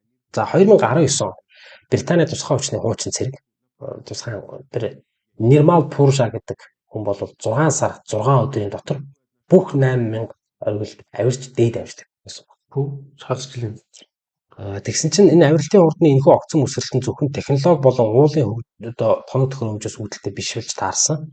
Ийм үр дүнд хүрэхийн тулд зарим мужид эрт үеийн уулзтын үл тоомсорлдог аргуудыг ашиглаж гисэн байна. Тэдгээр аргууд нь бол нэмэлт хүчил төрөвчийг хэрэглэдэг мөн спортын бэлтгэл ашиглах. Энэ WADA гэдэг WADA гэдэг агентлаг юм шүү дээ. Тэрийг задлах юм бол нөгөө World Anti-Doping Agency гэдэг юм байна. Одоо дэлхийн допингийн эсрэг агентлаг гэж. За тэд нар бол ингээд нөгөө одоо тэр допингийн үуч ингээд хяналт тогтоодог байхгүй тий. Одоо спорт тамирч угаасаа тийм байхгүй гэж үзээд байгаа юм байна л да. Тэгэхээр тийм учраас амжилтууд албан бус бас хязгаарлалтгүй байдаг гэж үзээд тэгээ хуучны уулын спортын тамирчид иймэрхүү хурдны рекордуудыг бол хэрэгэлцдэг юм байна л да. Энэ бол яг өөрөө гарсан уу, хүмүүст бэлдүүлээд гарсан уу гэдэг дээр хэрэгэлцдэг юм байна л да. Тэгээ сүүлийн үед бол уулын авиралт нь спорт гэхээс илүү энэ үед ямар ч үнээр хамаагүй мөнгөөл төлчих ивэл одоо шинэ рекорд тогтоохын тулд одоо нэг юм уралдаж байгаа юм улдаан шиг болцсон гэж аяг шүүмжилтэй байна л да. Тэгээд шинээр гарч ирсэн ууланд авирах туршлагууд нь ууланд авирсан туршлагагүй мөртлөө зөвхөн хамгийн өндөр оргил дээрээс дэлхийг толдохыг хүссэн хүмүүсийг ихээр татгуулсан гинэ. Одоо мөнгөтэй хүмүүс гэсэн үг тийм. Тэдгээр хүмүүсийн зорилго нь харин аль нэг оргилыг эзэлсэн гэх тэмдэг тавих байдаг. Харамсалтай нь энэ хандлага нь бол эцэстээ эмнэлт явдлаар төгсөх тохиолдол нэлээд байдаг гэнэ. Жишээ нь бэлтгэл байхгүй, туршлага байхгүй, техник эзэмших дадал байхгүй тийм. Энэ байдлууд нь ерөнхийдөө их маш олон хүнийг бол үхэл түргдэг. Тэгээ 2019 онд дэлхийн дээд амжилт тогтоосон уулчинтай Нирмал Пуржа бол өөрийн компани байгуулад үйлчлүүлэгчидтэй бүх одоо 14 шиг 8,000-ийн оргилууд бас 8,000 метрийн дээр давсан оргилд авирах боломжтой багц үйлчлэгээ санал болгох гэсэн. Одоо ингээд аяллаа багц гэдэг шиг тийм. Энэхүү үйлчлэг нь бол ойролцоогоор сая орчим $1 ханштай байдаг. Тэгээ маш их одоо эрэлт өндөртэй хүмүүс аягүй их захиалгаа өгдөг гэсэн үг аягүй их мөнгөтэй хүмүүс байдаг тийм. Хэрвээ та илүү их мөнгөтэй бол компани бүх оргилд илүү богино хугацаанд гаргаж өгнө гэж гэрээ хийдэг. Мөнгө илүү төлөх юм бол харин үйлчлүүлэгчдээс тус компани бие сайн бэлдэх мөнгөтэй байхыг шаарддаг. Ууланд авирах туршлагыг болов шаарддаг. Одоо бид энэхүү одоо ингээд нөгөө за одоо ингээд хэдүүлээ евроо орё л да. Ерөнхийдөө нэг иймэрхүү одоо юу гэдэг уулын спорт маань ингээд нэг арилжааны бизнес ч гэдэг юм уу тийм ингээд хөндлөх нь бол мөнгө л явахад боллоо. Одоо ерөнхийдөө энийг гэдэг аягүй олон бичээд байгаа байхгүй. Одоо ингээд нийтлэл өгүүл мөгөл уушчаад ингээд ер нь ингээд бидний хэрэгүүдэрч гарч ирсэн урд нь нөгөө нэг ануун дээр битүүр суугаад ирж ирсэн хэрэгдэлсэн гарсан. Ингээд ерөөсөө нэг бизнесмен хийдэг улс төр мөс сонирхолтой эмэгтэй хүн хөтөлтэй нөө Непал гаралтай Канада руу цагаачлаад гарцсан хүмүүс маань үргэлж тэр маань ирээл тэр бас ирээл ингээд мөнгө төлөв гарах гэж оролдоод тэнд амь тавьчих жишээ. Тэгэхээр иймэрхүү юм зөндөө байна гэдэг байхгүй. За эхний одоо яг энтэй холбоотой хэрэг бол 32 настай Америкийн эмэгтэй Анна Гуту гэдэг эмэгтэй байна. За энэ Анна Гуту бол яг угсал нь бол баг Украин шүү. Одесс гэдэг ч одоо Украин тийм. Америкийн нэгдсэн улс руу цагаатж очсон гэр бүлээс гаралтай. За Калифорнигийн их сургуулийг бол олон улсын харилцаагаар маш одоо өндөр үнэлгээтэй төгссөн. 2016 онд найзуудтайгаа цуг Килиманжаро данхуудаа аяснаар бол уулын спортод хичээллэх сонирхолтой болсон. За аяллаа дараа уулын спортод дурлаад тэгээд Сиэтл хотод Сиэтл чинь юу шүү дээ. Нөө модулээ. За ууланд авиралтын курс төгсөөд дараа нь янз бүрийн оргилуудад авирч гисэн баг. Гэхдээ нэг зүйлийг тэмдэглэж хэлэх хэрэгтэй энэ дээр Анна бол уулчдын ярьдгаар нөгөө клиент баггүй. Үйлчлүүлэгч баггүй. Ууланд авирсан туршлага багтаа эсвэл бүр туршлага байхгүй. Тэгэхдээ мэргэжлийн хөтөлбөр удирдуулаад ууланд авирдаг гэсэн баг. Өөрөө биш те. За Анна өөрийн блогтаа бол маршрутынхаа туршид тохиолдсон бүх үйл явдлыг бичиж үлдээн, зурагжуулан, дүрсжүүлэн, баримтжуулан. За тэндээс олон нийт түүнийг бүх 8,000-ийн оргилд гарсан анхны Америк эмэгтэй болохыг мөрөөддөг байсныг бол олж мэдсэн байна. Ингээ болсон явдлын хоёр дахь гол дүр бол мэдээж 45 настай Жина одоо Руцилла. Тэгээд тэр яасан баг. Тэр хүн бол тэр Америк нэгдсэн улсын Массачусетс мужийн Кокберн хотод хойш цагаачтын гэр бүлээс гаралтай юм. 1999 онд бол олон нийтийн коллежид эрх зүйгээр бакалаврын зэрэг хамгаалаад гэвч хожим нь бол гоо сайхны эмчээр дахиж судалцаад за хамаатууд нь төрийн бол ууланд авирахгүйгээр амьдарч чаддгүй юм байсан гэж дурссан байдаг. Авиралтын туршлагын хувьд бол Жина бол Аннагаас арай илүү. Тухайлбал 2018 онд бол 5 дугаар сард Эверестэд амжилттай гарсан. 2019 онд Тэв бүрийн хамгийн өндөр уус болох нөгөө 7 оргил гэж байсан. Seven Summits гэдэг байгаа англиар тий. Тэр нь болохоор Аз Тэвд бол Хималайн руу тий. Эверест, Өмнөд Америкт бол Аконкагуа, Хойд Америкт чинь Маккинли, за сүүлд нь Денали болсон тий. Африкт бол Килиманжаро, за Европт бол Эльбрус, Антарктидад бол Винсон оргил. За тэгээ Австральд бол Карстенс пирамид гэх мэтлийн оргилуудад бол гарсан. 2022 онд Жина болохоор К2 оргилд авирч дэлхийн 3 өндөр оргилд гарсан анхны Америк эмэгтэй болсон. Ингээ 2023 онд тэр Хоце, Чуаю, Нанга Парбат ууланд нөө түрүүний ярьдаг Нанга Парбат уул те. Парбат ууланд авирч мөн үүнийг хийсэн анхны Америк эмэгтэй болсон. За Аннагийн нэг адил Жина бол бүх 8000 оргилд авирсан анхны эмэгтэй болохыг зорж исэн. Жина дараагийн амжилтаа бол Ираны эмэгтэйчүүдийн эрхийн төлөв тэмцэж зориулна гэж төлөвлөсөн хэвлэл мэдээллийн анхаарлыг татаж энэ давхар нөгөө Зөв гэж хөл. Яг зөв. Хөрөнгө оруулалтаа олж авсан. Ингээ 2023 оны 10 дугаар сарын 7-нд дээд амжилт тогтоохыг мөрөөдөж байгаа 2 улчин байна тийм үү? Одоо 2 эмэгтэй улчин байна шүү дээ. Шишэ Пангма уулын бааз дээр уулзсан байна. За 2 эмэгтэй хоёулаа 8000 өндөртэй оргилуудад бол авирсан анхны Америк эмэгтэй нэрийг олж авахын тулд ердөө ганцхан оргил үлдсэн энэ оргил багхгүй. За Жанач тэр Аннач тэр уулын спортын түүхэнд нэрээ мөнхлүүлдэх амбицтай хоёр байсан. Тэгээ харамсалтай нь бол тэд үнэхээр түүхэнд мөнхрөн үлдсэн. Гэхдээ сайнаар биш маш эмгэнэлтэй шалтгаанаар үлдсэн байна. За Шишаквамбаг нь бол юу юм бэ? Хятадын нутагт за хятадын бүр тодруулах нь төвдөө өртөц орн гэж байдаг тийм. Төвдөө өртөц сумууд бол Балби хилээс хойд зүгт нэг хэдхэн километр зайтай оршдог. Нийтний 3 оргилтой. Хамгийн өндөр оргил нь далайн түвшнээс дэш 8027 м өндөр. Бүх 8000 оргилууд дотроос хамгийн сүүлд хүнийг хөл хүрсэн энэ уулга. 1964 онд Хятадын экспедиц анх авирсан байдаг. Тэгээ яагаад Хятадууд авирсан гэхээр өөрийн нутгийн ууланд одоо өөрсдөө мэдээж нутагтай байгаа чинь төвдчих Хятадын хэсэг шүү дээ. Тэгэхээр бидний уурчтыг авирахыг хоригддаг байсан баг. Тийм учраас өөртөө очих нууцыг хугацааны асуудалтай. Ингээ 1964 онд Хятадын экспедиц бол амжилттай авирсан байдаг. Өнгөрсөн түүхийн хугацаанд бол энэ ууланд ердөө 21 хүн одоо биш энэ ууланд болохоор 21 хүн амиа алдсан байт юм байна. Яг Эверест чинь юу юм байна л та. 200 биш 320 хүн гэдэг багш. 300-аас 350 хооронд ярьд юм байлээ. Тэгэхээр нөгөө энтэй харьцуулахад айгүй баг тоо сонсогдож байгаа юм л та. Тэгээ хүмүүс бас нэг тийм яагаад эндээд байдаггүй юм уул юм байна гэх. Ингээ 2023 оны 10 дугаар сарын 7-ны өдөр Жина болон Анна нараас гадна 50 гаруй уулчид оргилд гарахад бэлтжижсэн байна. Ийм олон цугласан байсан шалтгаан нь Шишэ Пангма ууланд цагаарын цонх гэж нэрлэдэг. Яг оргилд авирах тохиромжтой. Тэгээ тийм хугацаа бол бос. Гэхдээ энэ хугацаа маш богино байсан гэж байна. Тэгээд яг цагаагаар тогтун авиралт хийх боломжтой цаг мөч тун цун байдаг учраас тухайн үед бол ийм олон хүн одоо пробка үүсгэсэн гэж байгаа юм. Төгжирлэх юм уу те. За ингээд Жина 2023 онд дахин нэг дээд амжилт тогтооход байхад нь түүний өрсөлдөж болох олонд бараг танигдаагүй. Одоо 8000-ийн 14 оргил байгаа шүү дээ. Тэгээд тэнд тэр хурдны дээд амжилтыг тогтоосон тэр Нирмал Буржагийн ахаас хамгийн өчрөх Шерпа бичгийн баяруудад болсон баг ирсэн баг бас мэдсэн баг. Тийш авирах гэж байгаа. Ингээд энэ хоёр эмэгтэй ингээд ерөөхдөө ингээд одоо жишээ нь одоо нөө Аннагийн хоёр чинь юу өрсөлдөгчд биш болж таарж байгаа ч ингээд найзууд болоод нөгөөх эмэгтэйтэй ч өрсөлдөх гээд байгаа байхгүй. Одоо ингээд нэг бахан эмэгтэй урсгалын асуулт гараад байна шүү дээ тийм. За энэ хоёр эмэгтэй бол за ингээд эмэгтэй урсд өрсөлдөө ингэж хэлсэн. Тэгвэл нөгөө Ролд Амундсон тэг Капитан Фалкон Скот хоёр нэг харгал сэтгэж шүү дээ. Амбассадорууд ингээд явдаг шүү дээ. Нэг нь Норвег, нэг нь Британи лөө тийм. Решгилийн бол тийм.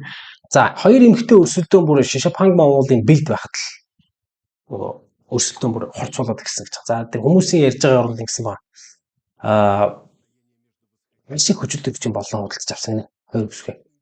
Ингээ 10 сарын 1-нд Жина 13 одоо 8000 м өндөртэй болох тэр Чуаю оргилд гарсан. Тэр өдрөөс 3 хоногийн дараа Анна мөн тэр ууланд авирсан.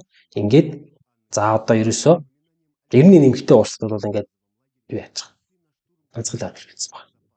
За тухайн үед үүссэн байсан нөхцөл байдлын талаар тэр Италийн уулч хин билээ тэр чинь. Вильямо Марио Вильмельма гэдэг.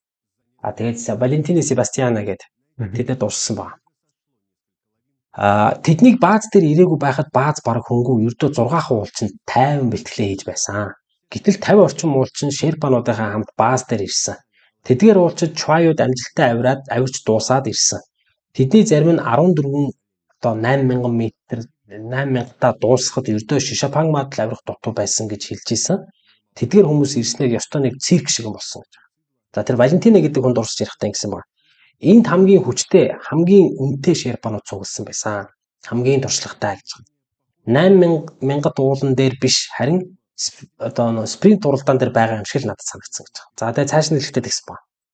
Бүгд маш их яарч байсан. Хүмүүс аль болох хурдан оргилд хүрэх талаар л бодцоож байсан. Тэр улиралд ийм олон хүн цуглан гэж хинж төсөөж байгаагүй. Тэгтээ яг ер нь бол ийм их хүн цуглан гэдэг яг хүн цуглан гэдэг бид нар мэдчихсэн. Тэгтээ тийм их хүн юм гэж бид тооцоогүй гэж. За ингээд эцэстээ энэ ийм эмгэлтээр төгснө гэж мэдээж бид нар бодоагүй.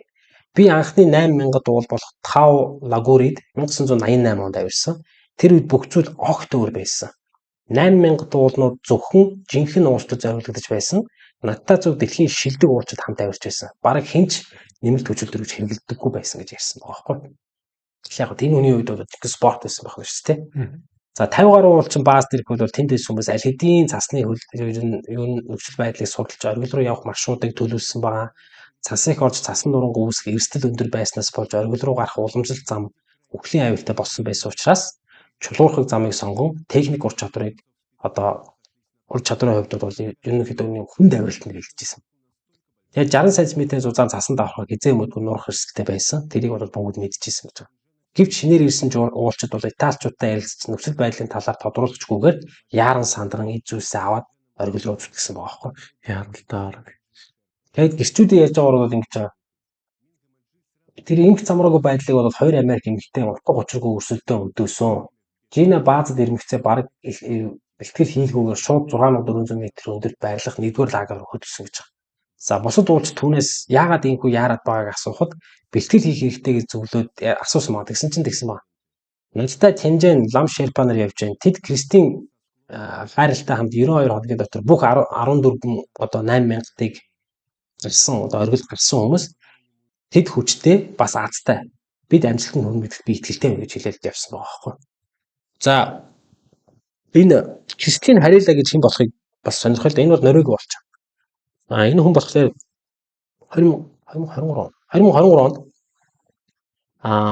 92 хоногийн хугацаанд бүх 8000 м-с дээш тавсан бүх оргилуудад 92 хоногийн дотор авирч гарсан. Ерөнхийдөө бас тухайн үед хурдны дээд амжилт багтааж ирсэн юм гэлтэй юм байна л да. За энэ амжилтын дараа бол шүүмж нэлээд ирсэн гэж байна. Яагаад шүүмжилсэн гэхээр өөрөө авираагүй тий.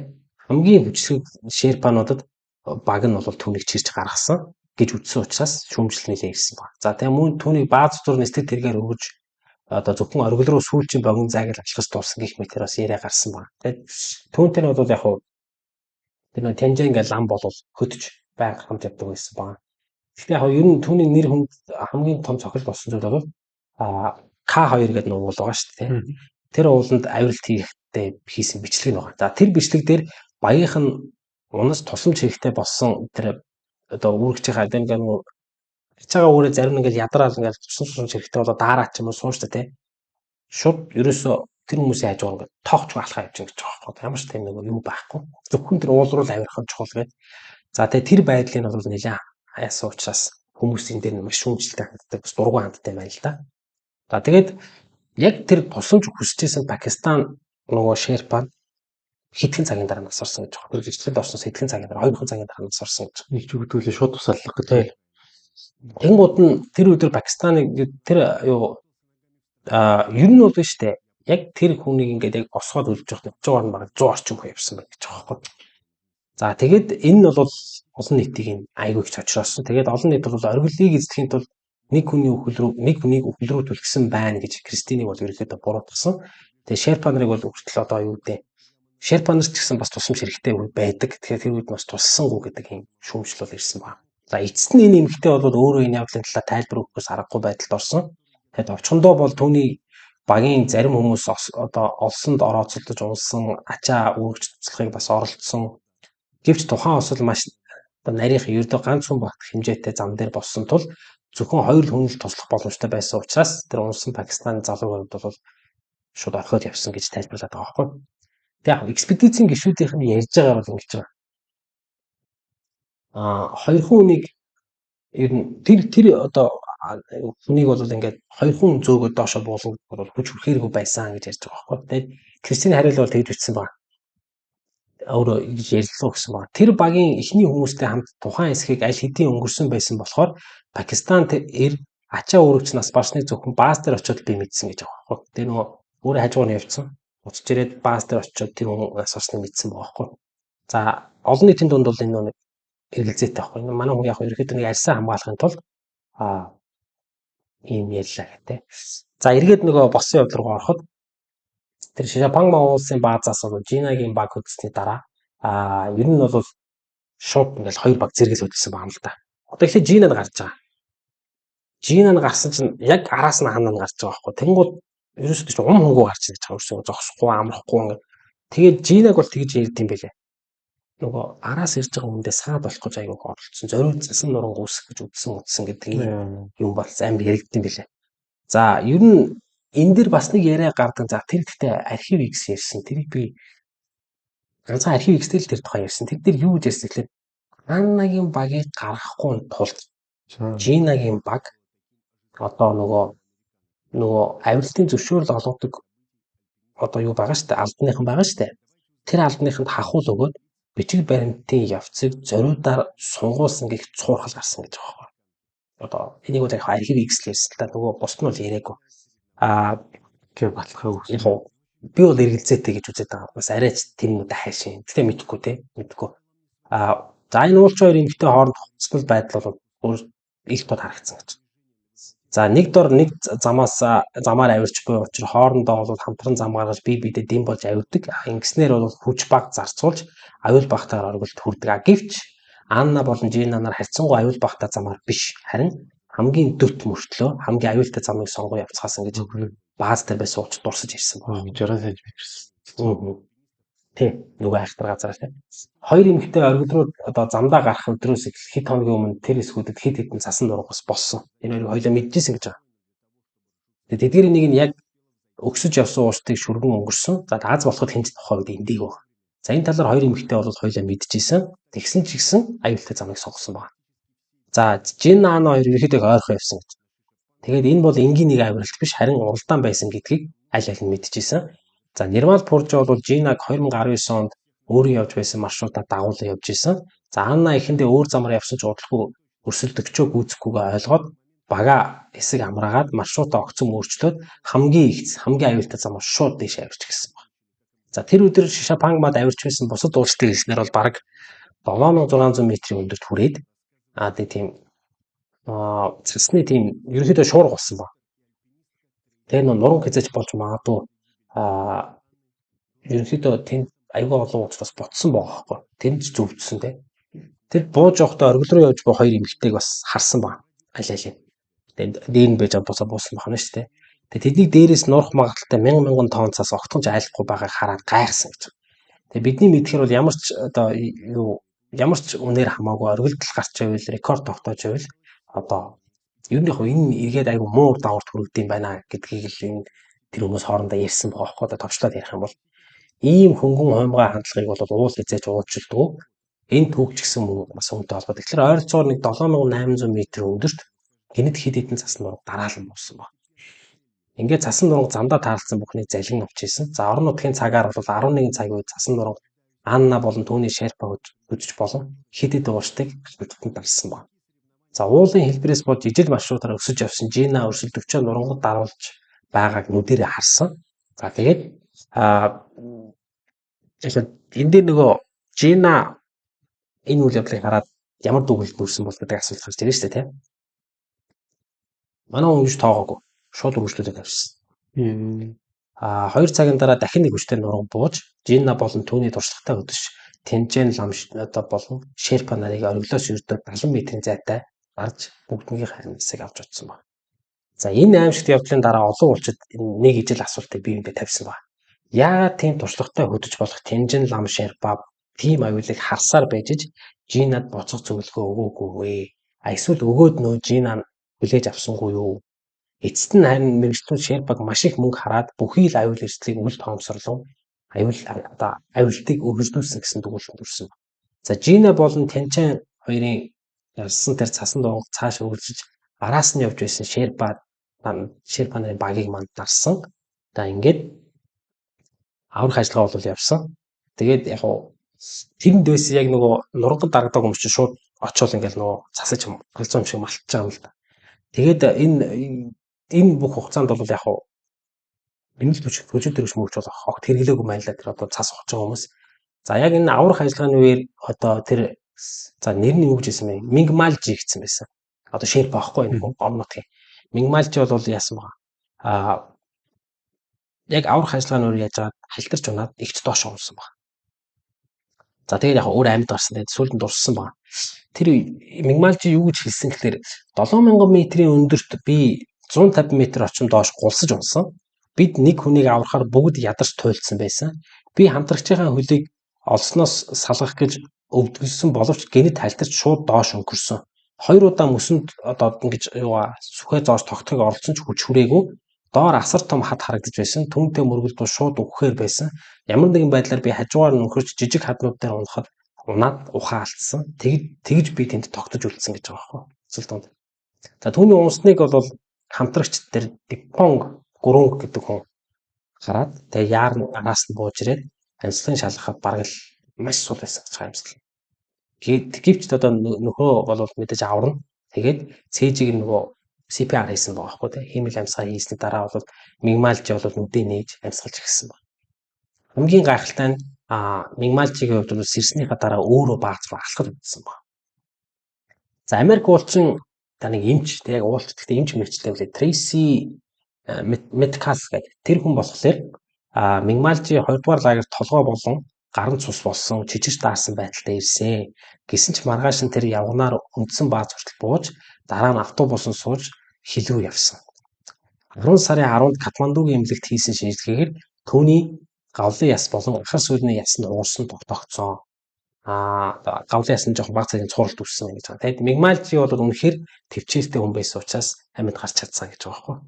За тэгээд тэр өдөр олон уулчны хувьд бол 2 рекорд тогтооход ганцхан алхам буюу Шапангма оргилд үлдсэн байсан. Жишээлбэл тэр ингэж байгаа. Сербас хаан Шахразэ Кашиф нар бол 8000 та оргилуудтай юу одоо 8000 та нөгөө 14 болгоо шүү дээ. Бүгднгийн эзэлсэн анхны Пакистанчууд болохыг бас зорж исэн гэж байгаа. За мөн Адриана Браунли анхны Англи эмэгтэй болохыг хүсэж исэн гэж байгаа. Одоо дандаа рекорд яригдчих шүү дээ. Нирмал Пуржа болон Шерпанууд харин хүчил төрөгчгүйгээр бүх оргилыг дуусгах зорилготой очсон гэж байгаа. Гэвч хинж 2 Америк эмэгтэй шиг тийм ширүүн байдлаар хоорондоо өрсөлдөж байгаагүй гэж юурэгч бол хэлдэг. За Пакистан уулчин Няли Кяны хэлэхдээ хэлсэн байна. Би бол тэр Аннаг сайн танихгүй. Гэхдээ нэг удаа би Чаю лагер дээр одоо таарч бараг хөлдөж байхад тэр надад гар дул алуу цуулагч өөж надад тусалж байсан. Өндөрлөгт байхад тийм зүйлс одоо алчиг өмтэй байдаг. Тэр үйлдэл нь түүний хүн чанарыг харуулсан. Харин Жина бол Аннаг social уулчин гэж дууддаг байсныг би мэднэ. Гэхдээ миний бодлоор Анна сайн хүн байсан. Аннагийн баг Чаюд авирч дуусаад Шишапангмагийн бааз дээр очсныхоо дараа бүх зүйл их замраг болсон гэсэн байгаа байхгүй. Тэр нөө Жина хамгийн түрүүнд оргил руу хөрдсөн. Тэгээ бусд нь араас нь шууд дагаж явна гэж төлөвлөсөн. Гэвч уулчдын орон нутгийн одоо уулчдыг бол орон нутгийн их баригчид саатууш дараа нь ачаа зөөх сарлаг хүсдэг асуудал үүссэн. Тэгээ хожим нь энэ бол санаатай саатал зохион байгуулалттай байсан. Тэгэл Жинаг төрүүлж оргил төрлийн тулд Аннагийн багийг зориуд удаашруулсан гэдэг гэсэн тийм ярианууд хүртэл нэлээд тархсан л та. Тэгээ энд нөө Кяны тэгж ярьсан байт юм билээ. Аннаг одоо Жинаг үүсэх боломж олохын тулд бусад бүх багууд бараг бүх ачаагаа үлдээн зөвхөн оргилд гарахад шаардлагатай хамгийн хэрэгтэй зүйлсээ авч явсан гэж байгаа байхгүй. За мөн тэр явдал биднийг маш их бухимдуулсан. Жинана 2 өрсөлдөөндөө л анхаарч хяналтаа алдснаар бид юу яасан ерөнхийдөө бид нар хоцорстой бид нар аягүй хохирсон. Тэд уулчдын үгэнд орж хамтран оргил руу явах хэрэгтэй байсан. Эмэгтэйчүүд бид бие биенээ дэмждэг нь маш харамсалтай гэсэн юм яриаг өгсөн байна. За Жина болон Анна нарын үхлээс 14 хоногийн дараа одоо нөгөө 8000 та оргилууд байна шүү дээ, 14 оргил байгаа шүү дээ. Тэр эмч уулчин Трейси Меткалф энэ явдлын талаар бас ярьсан байна. Бид ууланд авирахтаа дээд амжилт тогтоох гэж бус харин авиралтаас баяр баясгалан авахын төлөө явдаг байсан. Надад энэ дээд амжилт тогтоох гэсэн амбиц өрсөлдөөн алзуурл ерөөсө таалагддаггүй. Эдгээр утгагүй зүйлс нь уулын авиралтын утга учирыг алдагдуулж байна. Өмнө нь би уулын экспедицийн үед аялал, байгаль, шинэ газар, шинэ хамт олон гэд бүгдээс нь таашаал авдаг байсан бол одоо үед хүмүүс зүгээр л яардаг болсон байна. Зарим нь бүр зүгээр л гой сайхан зураг даруулах гэж ууланд авирч байна. Сошиал медиа болон контент бүтээх зорилго хизээч уулын спортын гол зорилго байж болохгүй. Ууланд авирах нь уулны авиралт маань тийм зүйлд зориулагдаагүй. Би бол зүгээр л уулсын үзэсгэлэнт байдлыг харж мэдрэх гэж авирдаг байсан. Тиймээс Жина болон Анна хоёрын шиг тиймэрхүү өрсөлдөөн надад огт таалагддаггүй, дахиж бити юм болсоо гэсэн юм ярьж төгсөн байгаа байхгүй. Ингээд 2024 оны 5 дугаар сарын 18-нд Ослоос 7 сар хагасын дараа аврагчид цасан нурангууд доороос бол Анна Гүтү болон түүний хөдөж Минмар Шерпа нарын цогцыг гаргаж авсан. За энэ ажиллагаа бол 3 өдөр үргэлжилсэн. Харин Жина болон түүний хөдөж Тэнжэн нарын цогц бол өнөөдрийг хүртэл ууланд хിവэр үлдсэн ийм харамсалтай хэрэгжсэн байна. Ихтэй нөгөө ууланд авирах нь өөрөө хоёр дахь асуудал болоо хэмжсэн байна шүү дээ. Ерөөсөө Өрсөлдөөн дээр л анхаалаа тавьж болчихсон те нэг хитрхи амбицлаа тэгээд. За нэг ийм хэрэг харамсалтай гарсан байна. сансан газар 9 шөнө. Өглөө болчихсон. CapCut, Canva, Gemini, Google View болон бусад олон төрлийн email оюуны премиум эрхүүдийг хамгийн хэм дүнээр авахыг хүсэж байна уу? Тэгвэл Digimon MN сайтаар зочлоорой. Мөн худалдан авалт хийхдээ free промо кодыг оруулснаар нэмэлт хөнгөлөлт идэх боломжтой. Хэмнэлттэй, хурдан, найдвартай. Digimon MN таны AI ертөнцийн хамгийн зөв сонголт. За энэ бидний 2 дахь хэрэг байлаа. За 3 дахь хэрэг бол 3 дахь хамгийн сүүлчийн хэрэг бол Эверестийн оргил дээр үхэлтэйгээ нүүр тулсан Фрэнсис Арсентьевагийн зүрх зүсэн түүх. За энэ бол эхнэр нь Америк. Нөхөр нь Орос хүн те. За энэ Фрэнсис Арсентьева бол хүчил зөрөгчийн баггүйгээр Эверестийн оргилд гарсан анхны Америк эмэгтэй байна. За гэвч буух замдаа маш харамсалтайгаар амиа алдсан. За тэгээд энэ эмэгтэй болохоор нөгөө Sleeping Beauty гэдэг байгаа байхгүй. Унтаж байгаа орсгүй тий. За 1998 оны Эверест рүү очиход тэр үед бол маш туршлагатай уулан спорттой хос болох Америк бүсгүй Фрэнсис Де Стефана. За түүний нөхөр Орос эр Сергей Арсентьев нар нэгэн аюултай зүйлийг төлөвлөсөн баг. Тэд дэлхийн хамгийн өндөр оргилд эмэгтэй хүн хүчил зөрөгчийн баггүйгээр гарсны анхны түүхийг хүссэн баг. Цашин шуурганд замаа алдсан хайртай эмэгтэйгээ аврахаар гарцаагүй хөл рүү явж байгаагаа мэдсээр байж ухраагүй тэр ирийн агуу хайрын тухай өгүүлнэ гэдэг. Нөгөө юун дээр бол тэгж яриад байгаа байхгүй. Полидорой бол энэ бол тэнэлэл байсан гэдэг. Тэгээ ер нь бол энэ Фрэнсис Де Стефана гэдэг эмэгтэй шүү дээ. Энэ уулчин эмэгтэй. Энэ хүн бол 1958 оны 1-р сарын 18-нд Америк нэгдсэн улсын Хавай мужи Хонолулу төв хот нь байгаа шүү дээ. Нийслэл Хонолулуд төрсөн. Багасаа л их хөдөлгөөнтэй зүгээр суудгүй юм хөлтэйсэн байна. Тэгээ зурагт үзэж суухаас илүү гадаа найзуудтайгаа тоглож гүүхийг илүүд үздэг, модонд их авирдаг хөлтэйсэн байгаа юм л да. Тэгээ нөгөө эцэг их нь юуг анзаарсан гэхээр тууштай байдлыг анзаарсан. Дээрэс нь зоригтой өрхөнд тул нэлээд чармаадаг гэдг нь бол анзаарсан байна. За Фрэнсис үргэлж уулсаар бахархаж тэр уулсанд л авирмаар санагддаг байсан тухай ярьдаг байсан байна. За энэ хүсэл тэмүүлэл нь бол коллеж сурч байх үед нь бүрж их бадраад улмаар бол ууланд ямар их хайртайг эргэн тойрных нь бүгд мэддэг болсон байна. За ингээ Фрэнсис ууланд дурлсан зүгээр нэг хобби биш, харин түүний амьдралынх нь гол зорилго болсон гэж байна. За ууланд авиралт бол түүний амьдралын яг л юу яасан байна. За Фрэнсис ингэсэн байна. Чөлөөт цагаа дандаа ууланд өнгөрөөжсэн байна. Тэгээ яг энгийнээр хэлэхэд бол хамгийн ер нь энгийнээс эхлээд хамгийн хэцүү хүртэл хэд хэдэн 10 маршрутыг ерөнхийдөө уулын авиралтаар хийж исэн. За ингэж явсаар мэргэжлийн уулчин болсон байна. За Фрэнсис бол Пол гэх өмнөх нөхрөөсөө Пол гэх хүүтэй болсон. Тэгээд Жодестив. тэр чинь өмнөх нөхөр нь баггүй тий. За харин одоо энэ нөхөр нь байгаа шүү дээ Сергей Арсентьев. Сергей Арсентьев бол 1958 оны 9-р сарын 10-нд Белгород мужийн нэгэн тосгонд төрсөн. Сургуулаа төгсөөд Ленинградын цахилгаан техникийн дээд сургууль хэлсэн ороод за чухам тэр сургууль сурч байхдаа л бас ууланд авиралтаар дурлсан байна.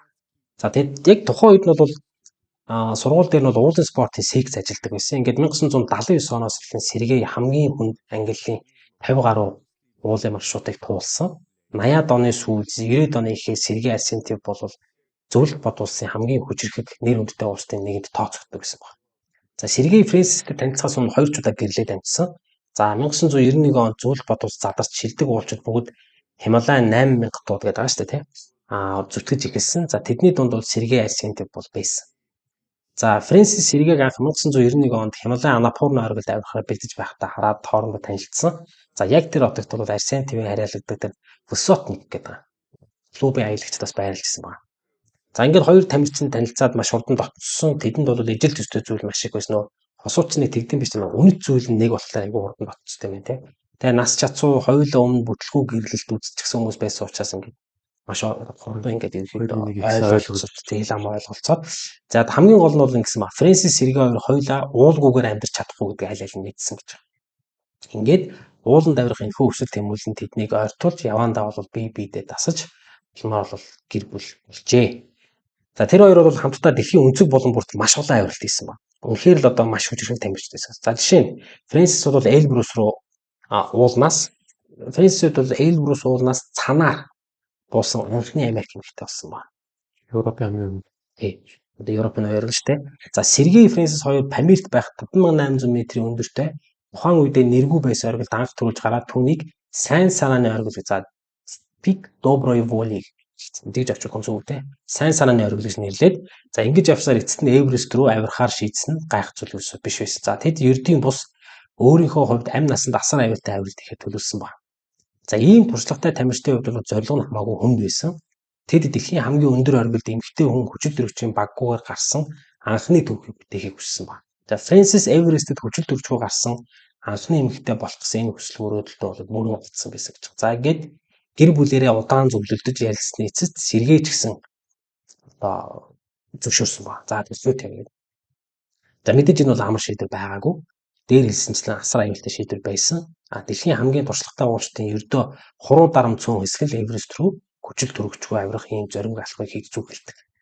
За статистик мэдээ байна л да энэ дээр. Хүчил төрөгчийн баггүйгээр авирахыг оролцсон 7 эрэгтэй дутмын нэг нь уулын бие дамиа алдсан судалгаа байна. Гэхдээ Фрэнсис өөрийнхөө хүч чадалд маш их итгэлтэй байсан. Тэгээ бие бэлтрийн үед эрүүл чирэг байснаас гадна Памирийн 7000 м-ээс дээш өндөртэй оргилуудад хэд хэд удаа авирсан туршлагатай. Дээрээс нь энэ авиралтад Сергей түүнийг дагалдаж явна гэдгийг мэдчихсэн. Сергей шиг шилдэг ханаас илүү тэрийг одоо өөр хэнийг тэр хүсэх билээ дээ гэж байгаа байхгүй. Тэгэхээр нөө Сергей бол их бас хүчрхэг туршлагатай уулчин байсан. Гэхдээ Фрэнсисийг ийм аюултай аялал гаргахын өмнө нь бас жоохон эргэлжсэн юм шиг дотроо сайц байсан юм шиг. Тэгээд нөгөө эмэгтэй Фрэнсис маань нөгөө хамгийн одоо нөгөө том хүү байгаа шүү дээ нөгөө өмнөх нөхрөөс нь гарсан дээ.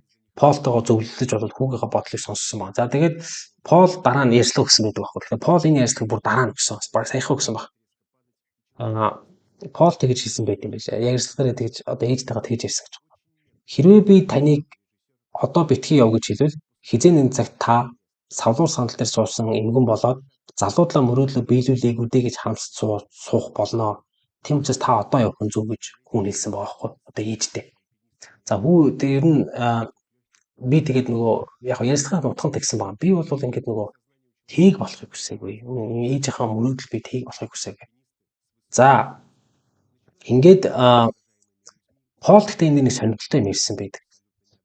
Яг энэ яриа болоод 2 хоногийн дараа гэж зүүдэлсэн байгаа манай. Тэгээд зүүдэндээ бол юу гэж харсан гэхээр 2 уулчныг одоо ингээд цасан оргил руу авирч байгаа 2 уулчныг цасан дуран горж залгиж байгааг зүүдэндээ харсан байгаа байхгүй.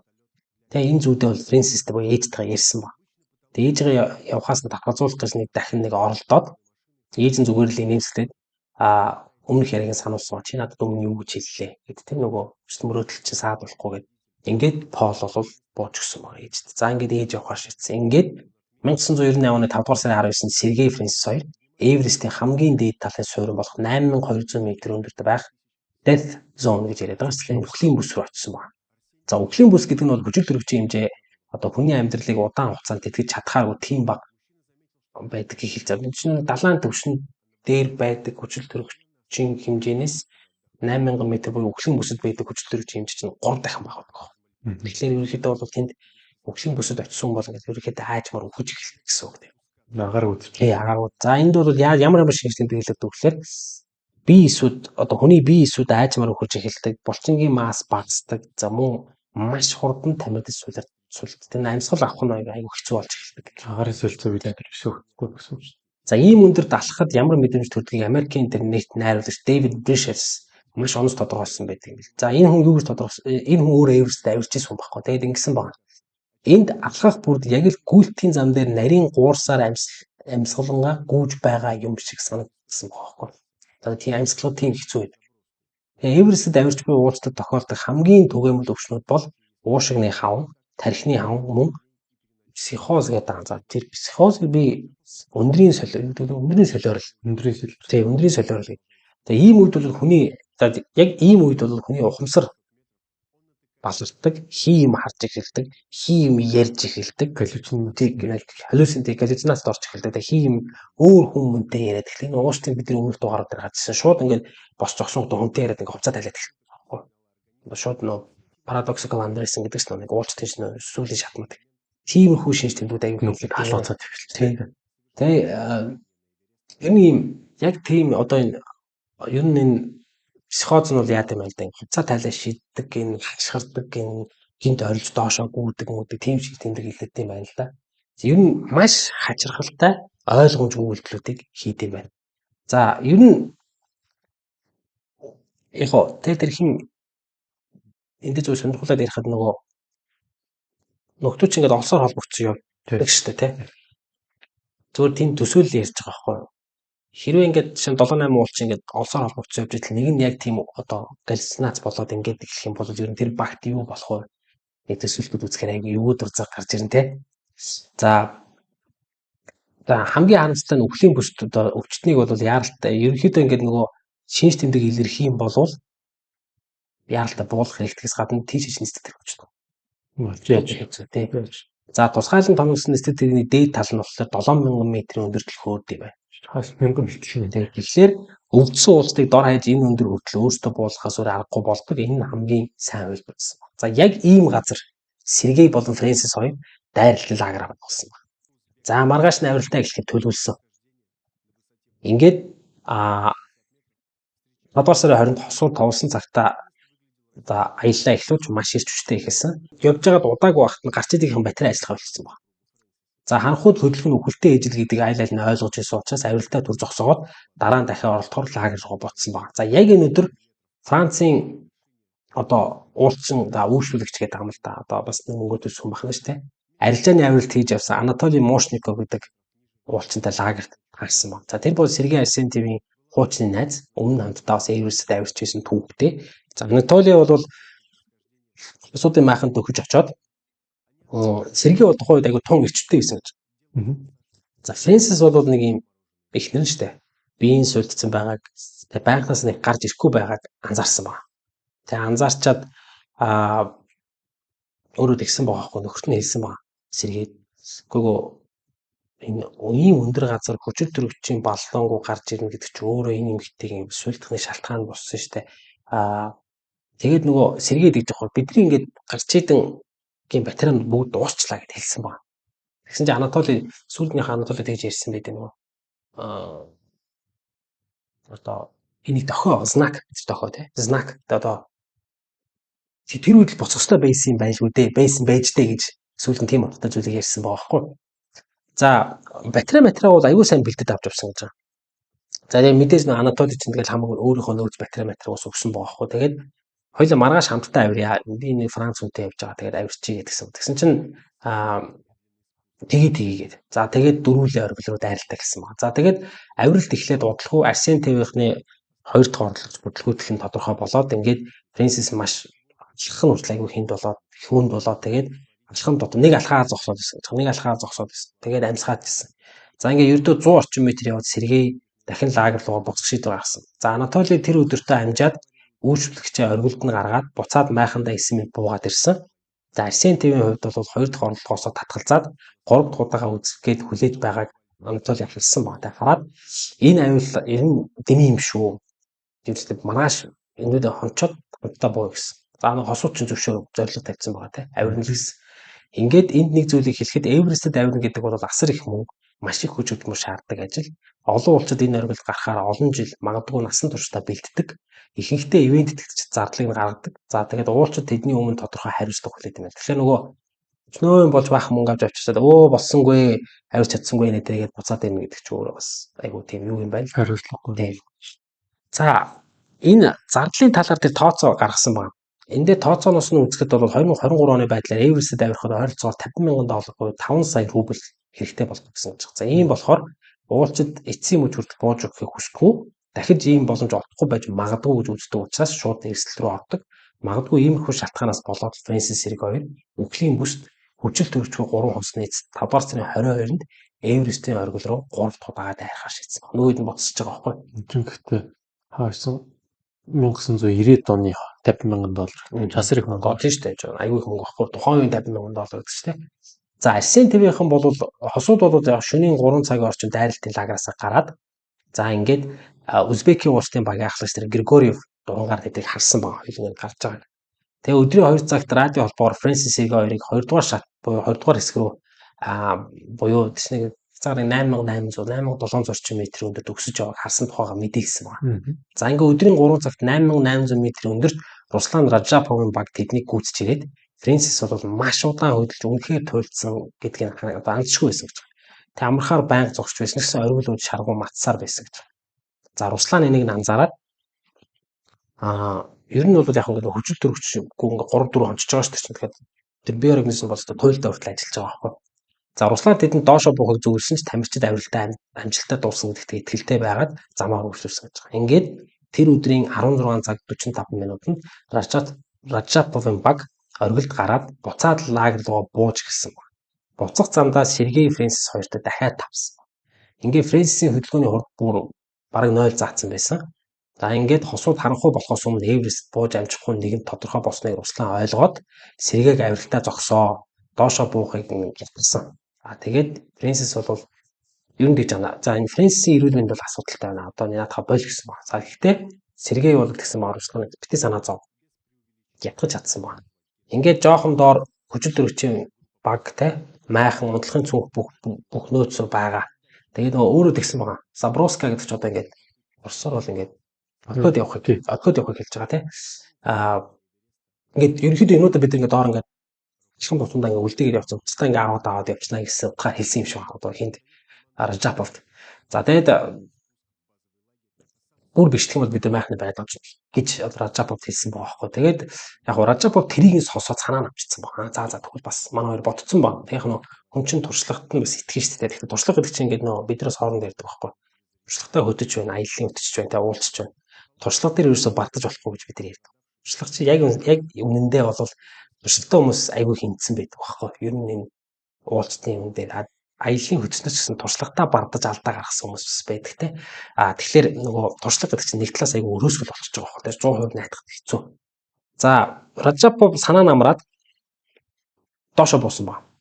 Тэгсэн чинь 8600 метрийн өндөрт нөгөө хилээд байсан нөөцтэй таараад за гарсан ба. Тэнд юусе ганцхан боллоо гэж.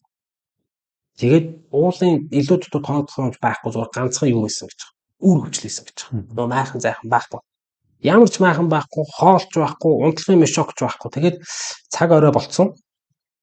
Тэгээ нөгөө Ражапов сандарч байгаа ш. Тэнгууд нь SNTV-ийн чинь ер нь дээшээ зүтгэлээсэн маа. Ингээд 18 цаг 30 минутанд оргил дээр гарч чадсан. За энэ мөчид Фрэнсис Эверест оргилд хүчил төрөгчийн баллаагүй гарсан Америк нэгдсэн улсын түүхэнд анхны эмэгтэй болсон байна.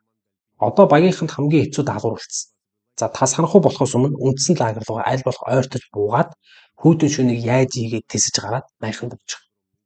За 8600 метрийн өндөрт байх нөөц рүүгээ бууж чадсан ба. Сүүлэн дээр юм болж мэдсэн. Тэнд нь дулаан хувцас, майхан, унтлагын цүнх, хоол ус аль альж байгаагүй. Авиралтанд туйлдж ядарсан өвлийн бүст хэдийнэ 4 онсон хосуудын хувьд бол тэр хүүдэн шөнө бол ямар амжилттай байсныг ер нь төсөөлгөж хэцүү тийм. Манайд бол ойлгохгүй шүү дээ. Магадгүй өглөө нь Эверестийн бэлд хоноод буух замаа өргөжлүүлсэн. За цагаагаар муудснаас эсвэл өндрийн өвчнө бол бас ухаан санаа нь балартаж Фрэнсис Сэргэй хоёр бие биенээ хараанаас алдаж тусдаа буутчихсан. Сэлцсэн бахна шүү дээ. Ингээд 5 дугаар сарын 23-нд Узбекийн улсын баг 8450 метрийн өндөрт өксөж явахдаа ганцаараа яваа Сергейтэй таарсан баг. Сергей ганцаар буужсан. Тэрээр маш их сандаж твдсэн байдалтай харагдсан. Тэгээд багийнхнаас эхнэр Фрэнсисийг нь хараагүй гэж асуусан баг. Манай эхнэрийг хараагүй гэдэг. Тэгээ нөгөө ч хараагүй шүү дээ. За ингээд хараагүй юм чинь цаашаа нөгөө ч бууж байгаа. Ингээ Узбекийн багийнхаа оргил 50 м орчим метр өксөд хамаг хүчинд барагдсан осгож өгч байгаа Фрэнсисийг олж харсан баг. Сэлцсэн байгаа байхгүй нөгөө чинь. Ингээд түүний байсан газар нь хосуудын одоо хонсон гэж таамагласан газар за 100 орчим метр доор байсан гэж байгаа байхгүй. Ингээд уулчин бүсгүй ухаан алдсан, баларцсан байдалтай байсан. Узбекийн багийнхан өөртөө авиралтыг амжиж дуусгахгүй байх эрсдлээ үл тоон бүсгүй туслахыг хичээсэн баг. Тэд өөртөө нэг хүчил төрчийн баллооны дөрөвдөж хөлдсөн гар хөлийг нь үрж массаж хийж гисэн. Узбекийн экспедицийн нэгэн гишүүн яг тэр мөчийг ингэж дурсан байгаа байхгүй. За тэрийг би хааж нуурчлаа энд. За Фрэнсисийн би маш аюултай байгааг хараад бид үндсэн лагерт байсан эмчтэй холбогдож яах ёстойгоо асуусан. Эмч түүнд трентал гэдэг байгаа. За энэ болохоор нөгөө цусны эргэлтийг орцдог юм одоо юм шүү. Тэгээд Бас нь болоод байна. хүчил төрөгчийн хамгийн дээд хэмжээгээр шахахыг зөвлөсөн байна. За бүсгүй өөрөө доошо бууж чадхааргүй болсон байсан. Тэгээд ингээд нүднийх нь хүүхэн хараад хоморчихсон. Өгсөн хүчил төрөгчийн багийг нь байн хуулж хаяад нэг зүйл хэлэх гээд байсан гэдэг. Тэгээд тэр нь сайн ойлгохгүй. Ингээд нэг юм яг хөө тэр зүгээр нэг юм одоо юм дэми балаа яриасан нэг аваа гараад гэсэн юм шиг. За тэгээд гар хөлд нь массаж хийсэн. Тэгээд массаж хийж явах үед юуг мэдсэн гэхээр гар хөл нь өвчлсөн байна гэдэг мэдсэн баг. Ингээд 11 цагт тэр Узбекийн баг 2 хуваалцсан. За нэг нь бол Олег экспедицийн ахлагч Олег Григорьев болон өөр нэг уулчин Фрэнсистэй хамт үлдээд бусад нь авиралтаа хөгжлүүлсэн баг. За Григорьев радио холбоогоор Мошниковтой холбогдоод тухайн үед Мошников бол 7100 м-ийн өндөрт байсан. Тэгээ нөхцөл байдлыг сонсоод бүсгүйг яаралтай доош нь буулгахыг зөвлөсөн баг. Гэвч ердөө хоёрхан уулчны хүчээр тэрийг хийн гэдэг бол боломжгүй. Ингээд Олег Григорьев Фрэнсисийн дэргэд 13 цаг 30 минут хүртэл байж байгаа. Түүнд дахин нэг хүчил төрөгчин боллоо үлдээгээд оргил өд авиралтаа хөгжлүүлэхээр явсан баг. За яг тэр өдөр Узбекийн баг Эверестийн оргил амжилттай гараад буцаж бууж эхлээд за тэгээд бүрэн бүрэлдэхүүнээр ярилцаад осгож буй Фрэнсисийг үндсэн лагер руу яаралтай нүүдгэж шилжиж өгөхээр одоо зурилсан баг. Ингээд Фрэнсисийг 100 орчим метр доош буулгаж чадсан баг. За Григорьев болон Усаев гэх хоёр дахь одоо уулчинд бол яг Григорьев нь Усаевтай тэгж хэлсэн юм шүү. Хүчил төрөгчийн баг юу дуусчлаа. Боллоо дуусчлаа гэдэг. Тэгэнгүүт яг ер нь бол энэ Узбекийн багийн үүсийг сүүлд нь бүхэл одоо тэр энд байсан хүмүүс сүүлд нь тэр баримт киноч байт юм байлаа, подкаст байт юм байлаа. Айгу баатарл үүс гэж ер нь нэрлсэн байгаа байхгүй. За ингээд багийнхан бол тэр бүсгүй тэндээс буулгах гэдэг ааш тэр өөрсдийнх нь хэмжээнээс хэтэрсэн ажил гэдгийг ойлгосон баг. Хэрвээ хүчил төрөгчийн дутагдaltaй ийм байдалтайгаар үргэлжлүүлэх юм бол багийн гишүүдээс хэн нэг нь Эверестийн бэлд Фрэнсистэй хамт үйлдвэрлэл гарцааг байсан баг. За ингээд багийн ахлагч Олег Григорьев маш хүн шийдвэр гаргасан. За тэр багийн бүх гишүүдтэй үндсэн лагерт буух тушаал өгөөд өөрөө дахин Фрэнсисийн дэргэд үлдсэн баг. Ингээд оройн 8 цаг хүртэл аажмаар амь тавьж байгаа бүсгүүн дэргэд байж байгаад гар хөлийг нь үрж түнтэй ярилцах хичээсэн баг. За тэр үед Фрэнсис юу болоод байгааг ерөөсөө огт ойлгохгүй байсан. Ухаан санаа нь бүр мөсөн баларсан. Ингээд Григорьев хэрвээ түүний хажууд хүүтэн шүнийг өнгөрөөвөл өөрөө амьд гарлаач өглөө нь гэхэд 2 хүнийг аврах хэрэг гарна гэдгийг ерөнхийдөө гадарлаад ингээд маш одоо ингээд нөгөө зүг зүсм шийдвэр гаргасан гэж аах. Тэрний үслээр орхиод одоо буухаас явж байгаа.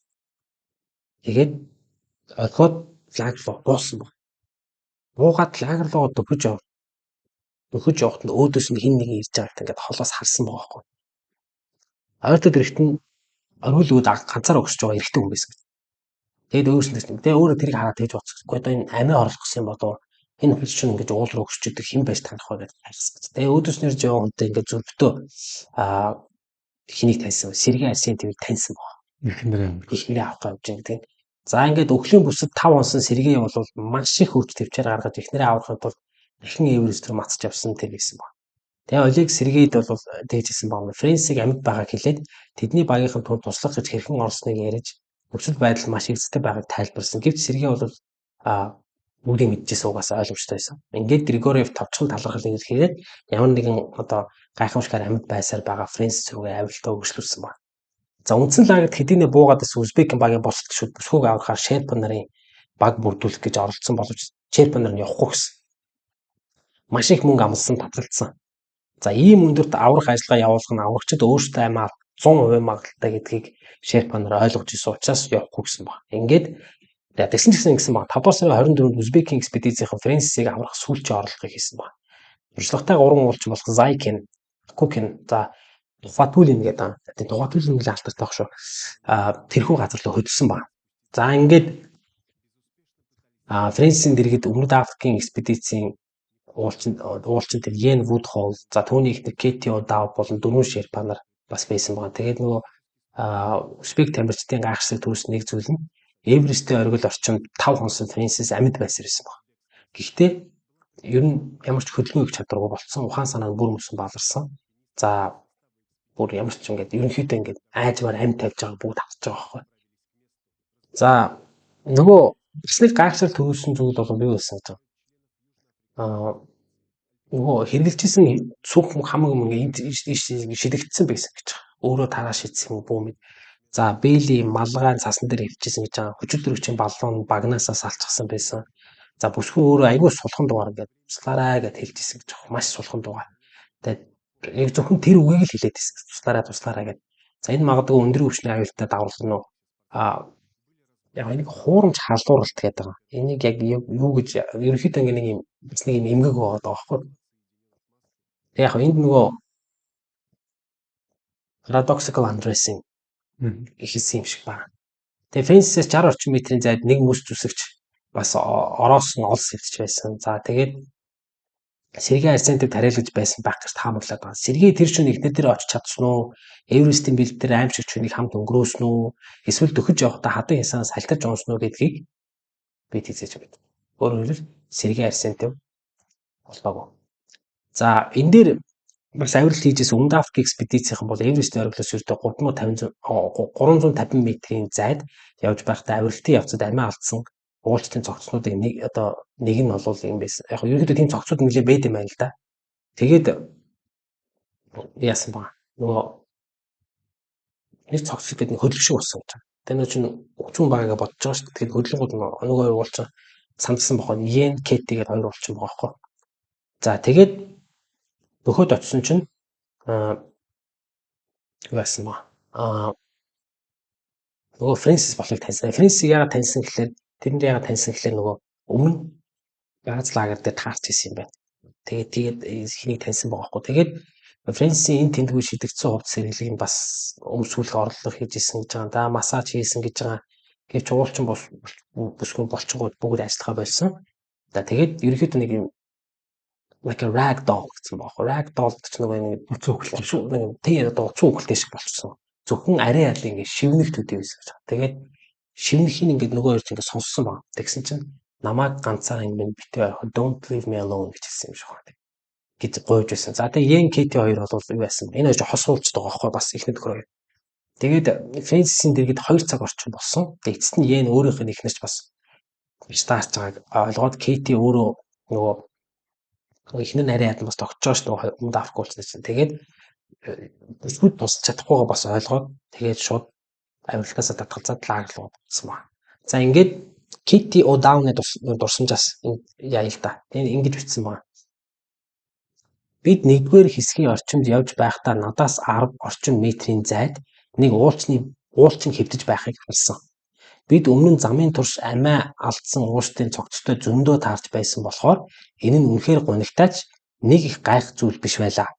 Гэтэл гинэд нөгөө би хүчтэй гихцэн татхнуу хөдөлгөх шиг болсон. Яг л тэр хүн рүү өндөр хүчлийн тог ингээд залгаад өгчихсөн юм шиг маш аимшигтай хөдөлгөөн байсан. Тэр уулцныг амьд байгааг би шууд ойлгосон. Яг тэр мөчид манай багийн шерпа над руу чангаар хашгирч саатлгүй цаашаа хурдан явахыг шаардсан. Гэвч Йен бид хоёр яг л газар хадагдсан юм шиг хөдөлж чадаагүй. Амьд байгаа тусамж хэрэгтэй байгаа хүн хажууд байхад зүгээр хажуугаар өнгөрөөд явж чадсангүй. Оргил хүртэл ердөө 220-оос 240 м л үлдээд байлаа. Бид энэ экспедицэд өөрсдийнхөө хамаг л хоримтлуулсан мөнгөө зарцуулсан. Үүнд хүрэх гэж олон жил зүтгэж олон сар мөрөөдөж төлөвлөсөн. Гэтэл яг одоо хажууд минь нэг хүн амьд тавьж байхад бид зүгээр хажуугаар өнгөрөөд явж чадахгүй. Би мах бодийн хувьд ч үүнийг хийж чадахгүй тийм байдалд орсон байсан. Би шерпад энэ хүн амьд байна.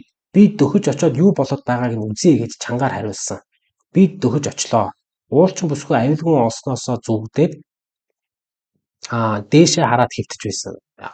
Тэгээ нэг бариад хэвтчихсэн юм шүү тийм. Гар хөл нь хоёр тийшээ сул унжчихсан байсан. Би тэр хүний хажууд өвдөг сүрэн суугаад энэ эмэгтэй арсны үг яг л шаазан хүүхэлдээ шиг болчихсон байсныг анзаарсан. Тэр маш сул дуугаар help туслаарай гэж хэлсэн.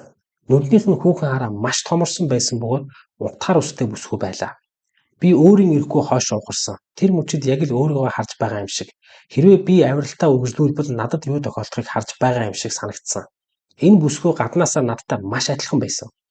Тэр дахиад л туслаарай гэж шивнэсэн. Тэр ухаантайгаа байгаа надад нэг талаар найдвар төрүүлж байсан ч нөгөө талаар Эверестийн бэлд ийм удаан хугацаанд өгч байгаагаа мэдрээд хэвтэж байхдаа тэр юу мэдэрч, юу бодож байсан бол гэхээс надад амар санагдсан.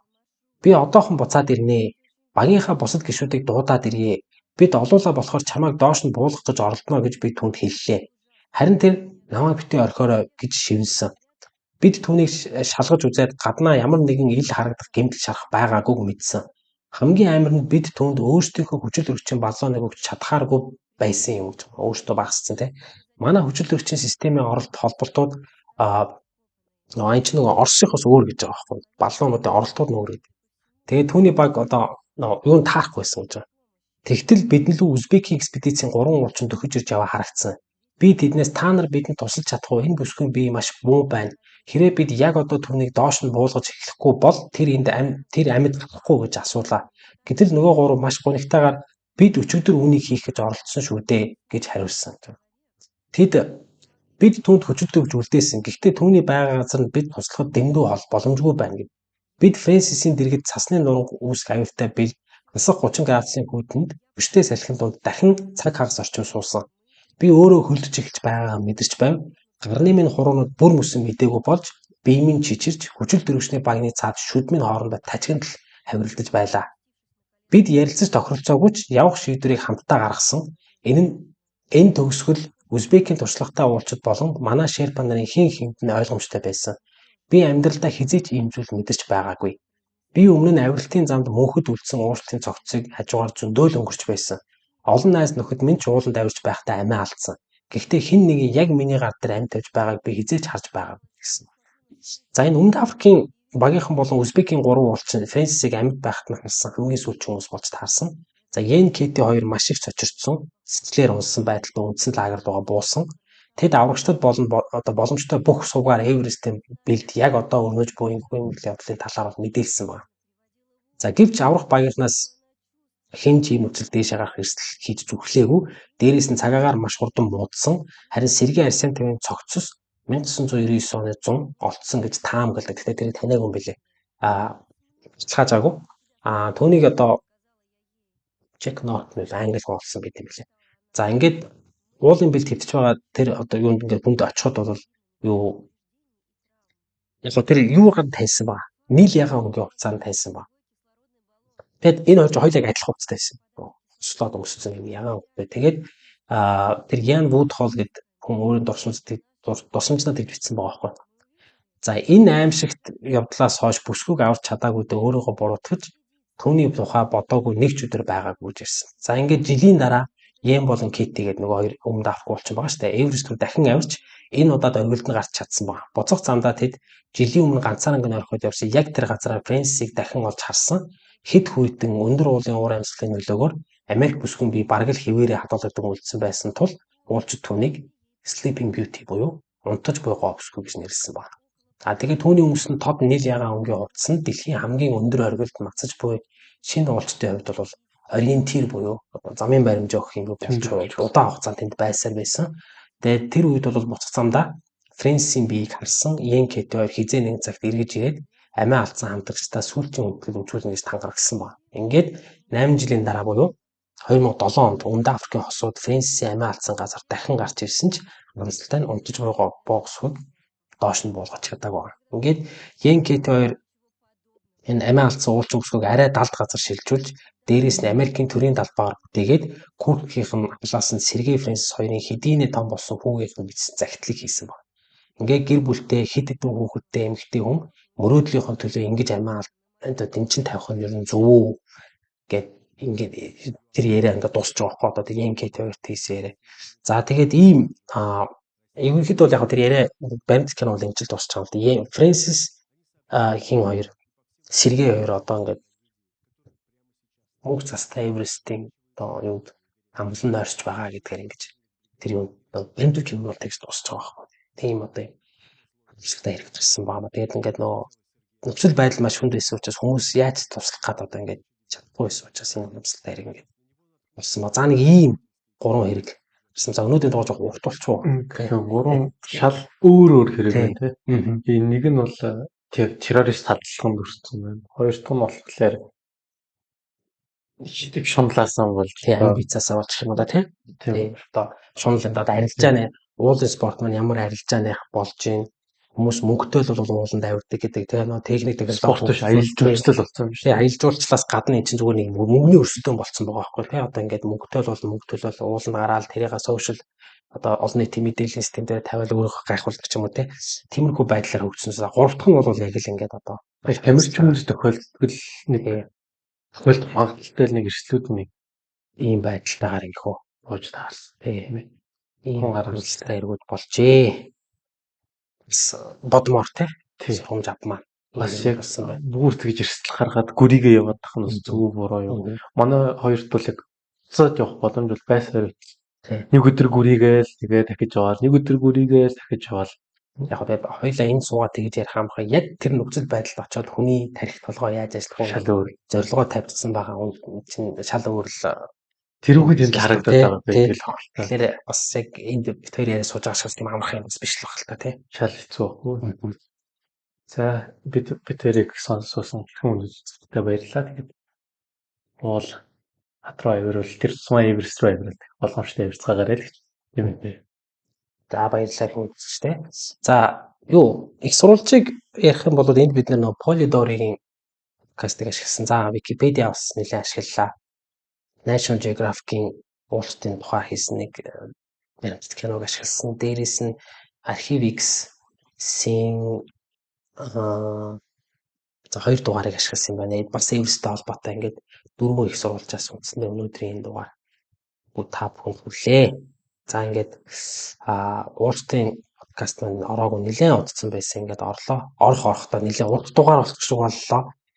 Тэгээд та бүхэнд бас таалагдсан бахаа гэж найдаж байна. За ингээд дараагийнхаа дугаараар бид нэр уулзъя. CapCut, Canva, Gemini, Google View болон бусад олон төрлийн хэмэл оюуны премиум эрхүүдийг хамгийн хэм дүнээр авахыг хүсэж байна уу? Тэгвэл Digimon MN сайтаар зочлоорой. Мөн худалдан авалт хийхдээ Free промо кодыг оруулснаар нэмэлт хөнгөлөлт идэх боломжтой. Хэмнэлттэй, хурдан, найдвартай. Digimon MN таны AI ертөнцийн хамгийн зөв сонголт.